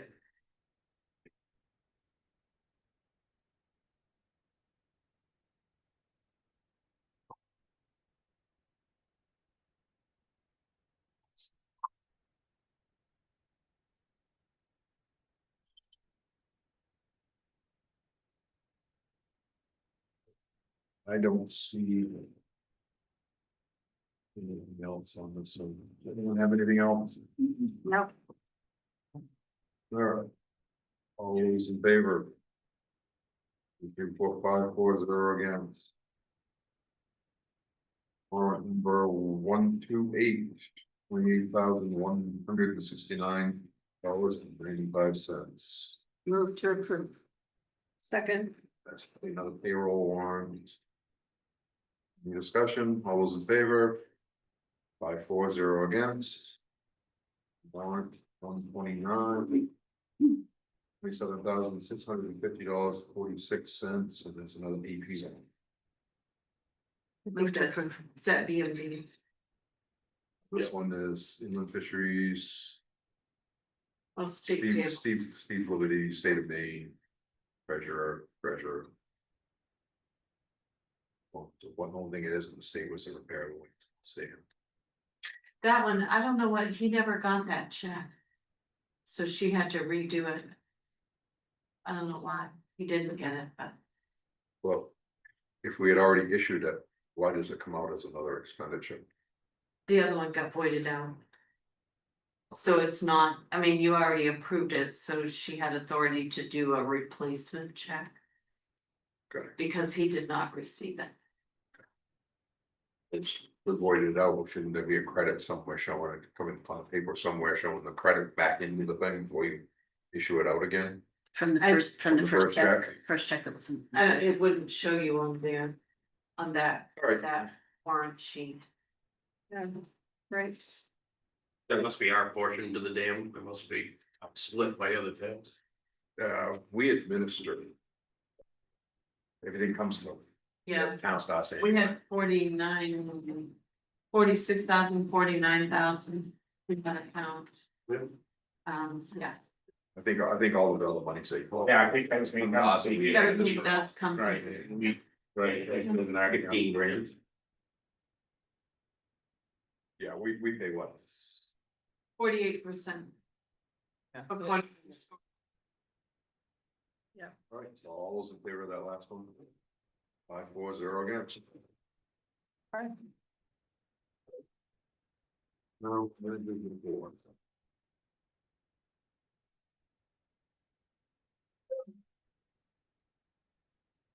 So attended budget committee meetings October 20 and 27. The next meeting is scheduled for November 10, where the budget committee will review applications for open positions on the committee. November 17 will be a meeting for you all for final review by the select board, and we've invited our budget committee as well.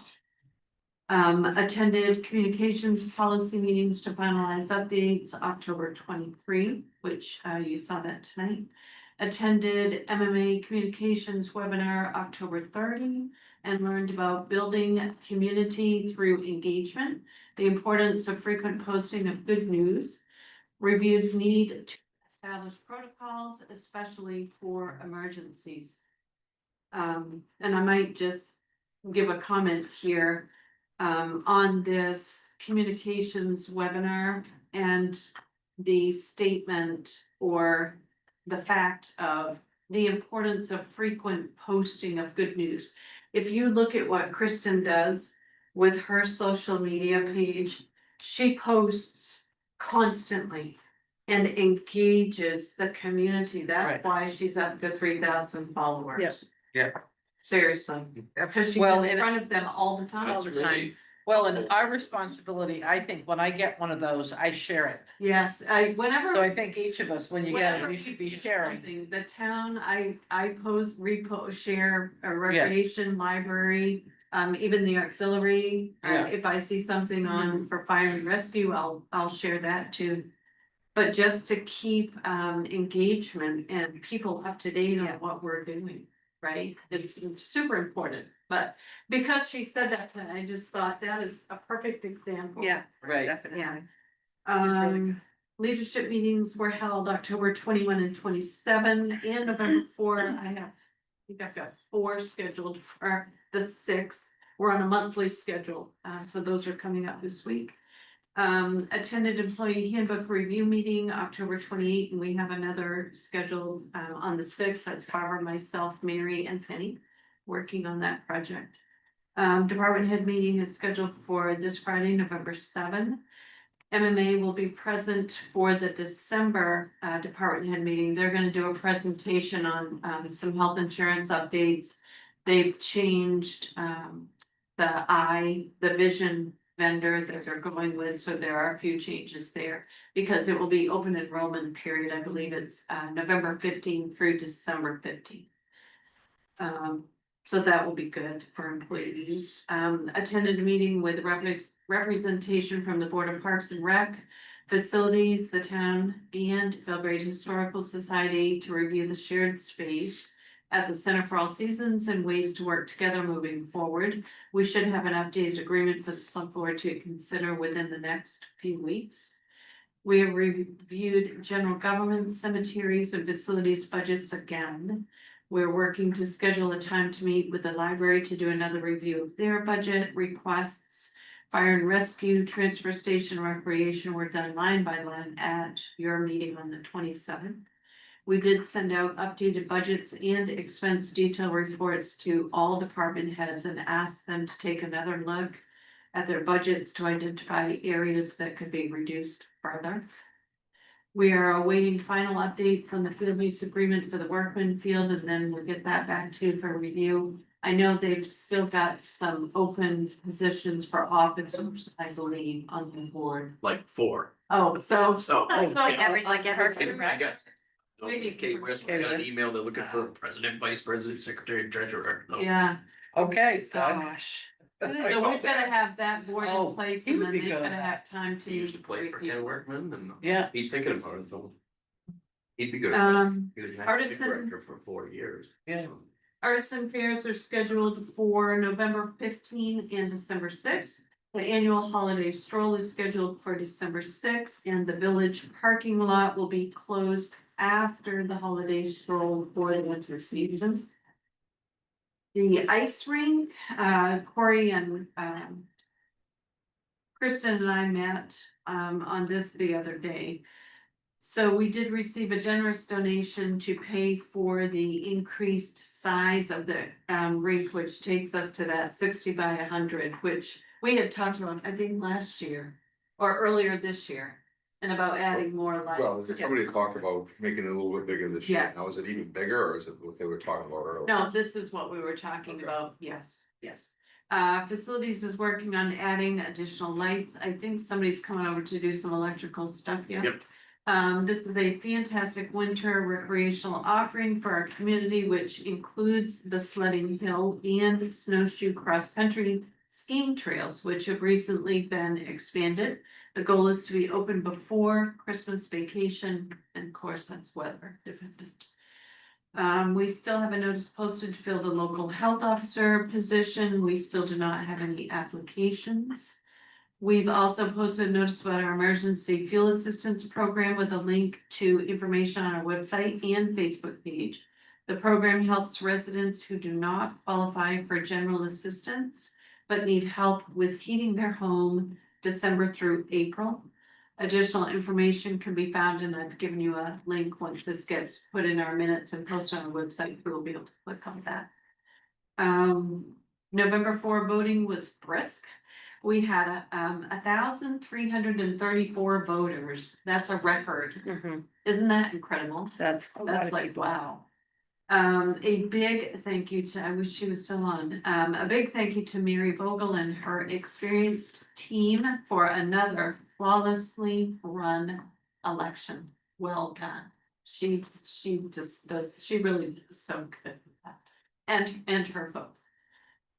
We had an inquiry this week, actually, it's Bill Martin, about driveway apron completion for residences along Route 27 with the new pavement project. So I did reach out to my contact, and this is the update they gave. Pratt is currently out placing reclaim down and prepping driveways for pavement, and will continue doing this for the next 3 weeks. They will also have their own paving crew coming out later this week to start placing mix down on the driveways they do have prepped. If everything goes smoothly and the weather cooperates, they are hoping to be winterized and done for this year around Thanksgiving. They will resume activities in likely late April or early. And I did get that information over to.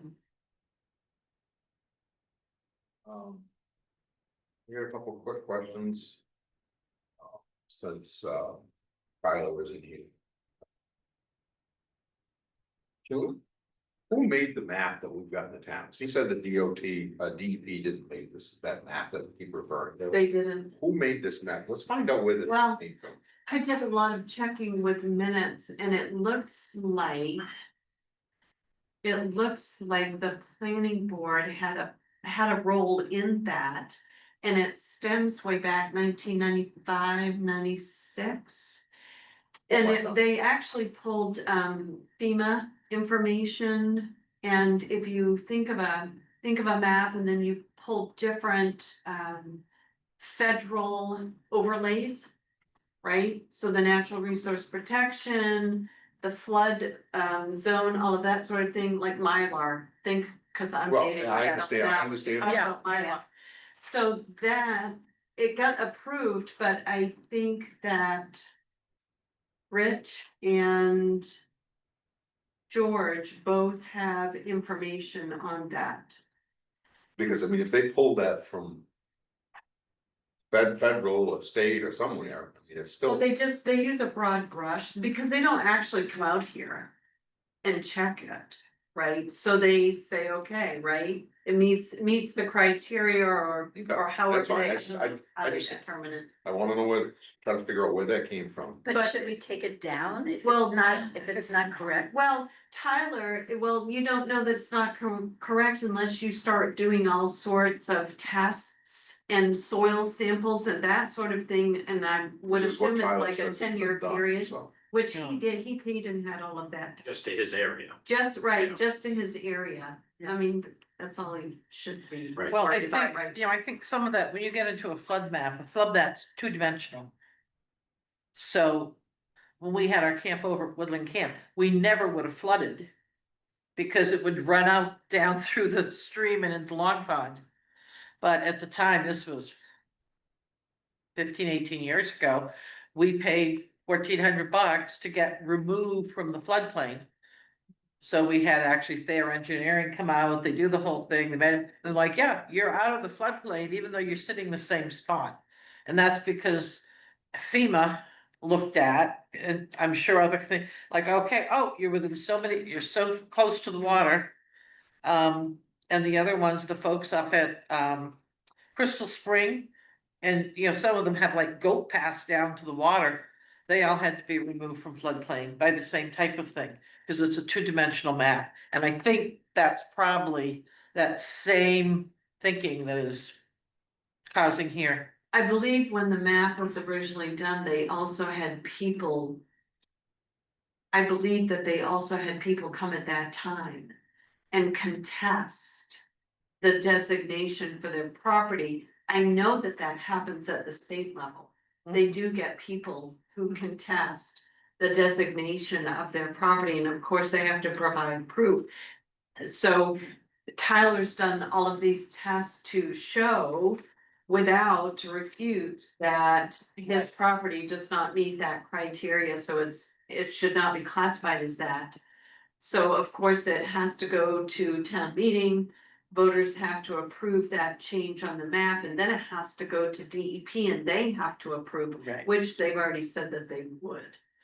So the state has the final word on it. If DEP all of a sudden said, no, not gonna do it, well, then you're out of luck, Well, I guess. the town voters. If the town yeah, the shut it voters down, would say- absolutely, it stops right there. I went to the planning board meeting, I'm gonna say mid-October, and there was a really robust discussion about it, and I thought it was. As someone who knew nothing about it before joining, like coming to watch the planning board meeting, I felt like they did a really good job explaining it. So it might be worth going back and just And watching looking at that yeah. segment. Because it seemed like they all knew a lot about it and were kind of discussing it in nuance that I just. I think it's been difficult to nail down that map.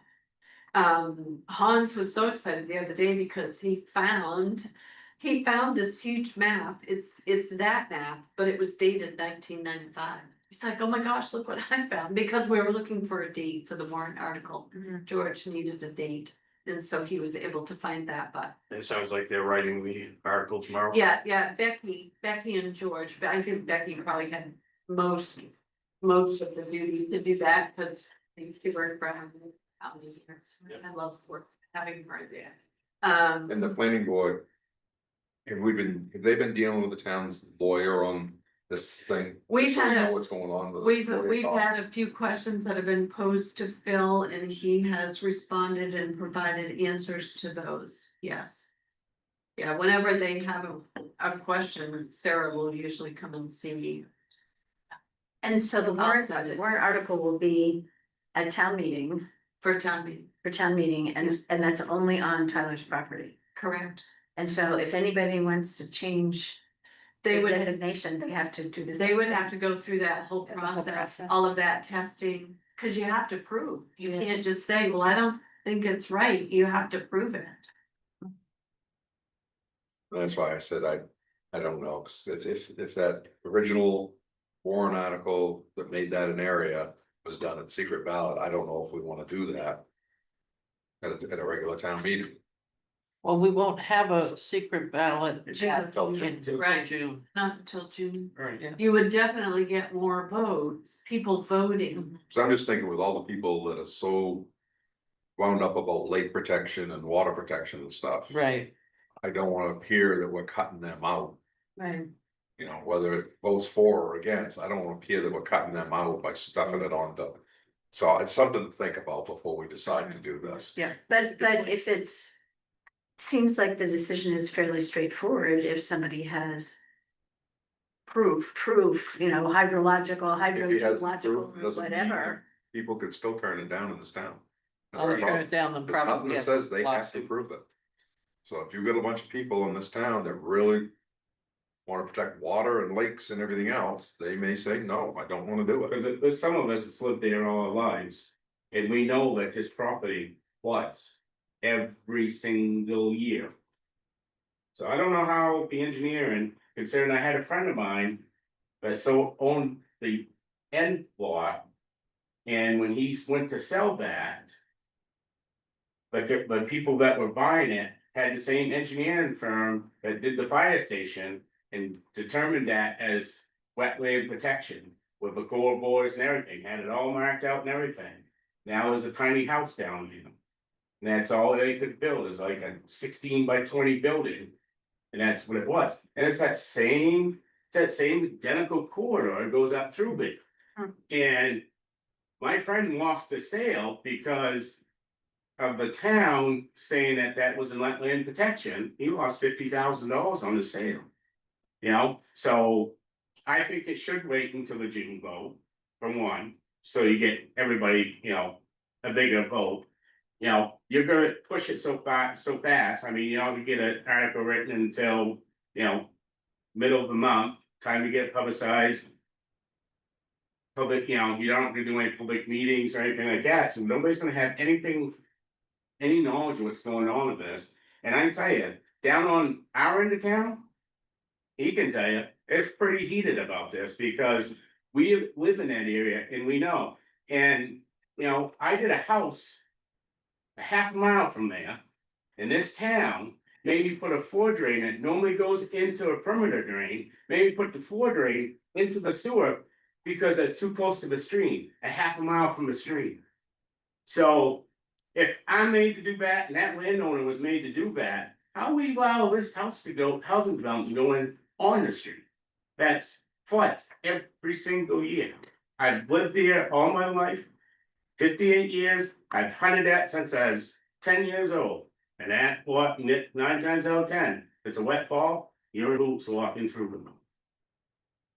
I don't know how it ever could get approved, and like I said, the piece of land that my friend sold was tested.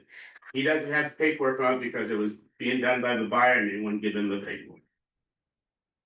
But Hans was involved in it, I know that. I guess I'm just sort of surprised historically that an issue of land designation like that wouldn't be done by DEP or Right. the And then planning. and then board, it can be somebody, changed so easy with just a you few put it up little to, surveys and a vote of I don't know.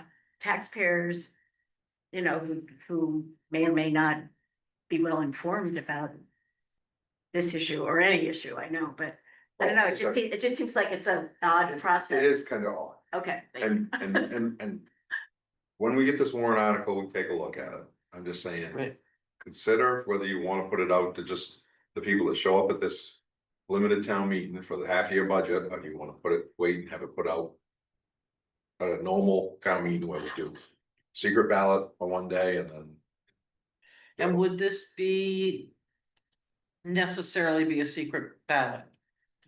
Written ballot, I guess I should Well, say. we typically decide that, Okay, but historically, stuff that we've always done secret ballots or warrant that's been done secret ballot, right, we keep secret ballot. And that's why I said, if this one was done originally, I don't know, I'm sure if it's done before I was even in this town. If this was a secret ballot, we may want to historically consider keeping it secret ballot so you get the more of a turnout. And you may have people that don't like the project, but are afraid to vote against it in public Mhm. because they know the person or business with the person or, you know.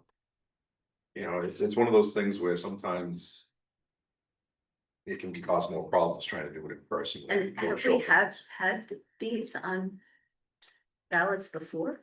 No, not that I know of. Because I've been voting in this town since the late eighties, and I I've don't, been involved in I mean, it that's for why I'm 20 kind of years. confused about this, because I. This warrant had to come from somewhere, the original one. Well, but so, the original one, I think back in the nineties, the town voters voted to accept that map. Right. But- Yeah, that would have but been would have the been- only thing. That's Secret ballot. what was accepted.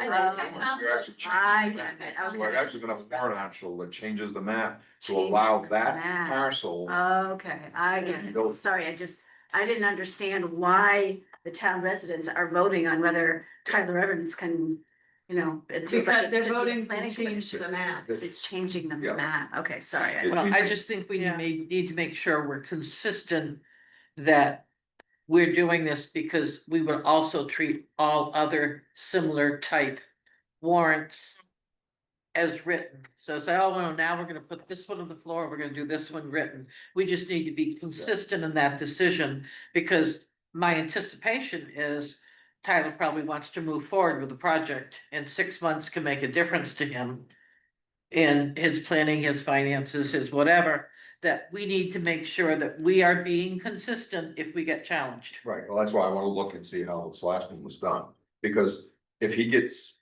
this changed. Who's to say next year, somebody else who's in a flood area down there doesn't come in and Should then. be me. And then you could be, then the next select board could go, all right, well, we'll do this one secret ballot, and the next year we'll do this one on the floor. Right, We try have to to keep be everything the consistent. same, Yeah. and that way we're not picking and choosing.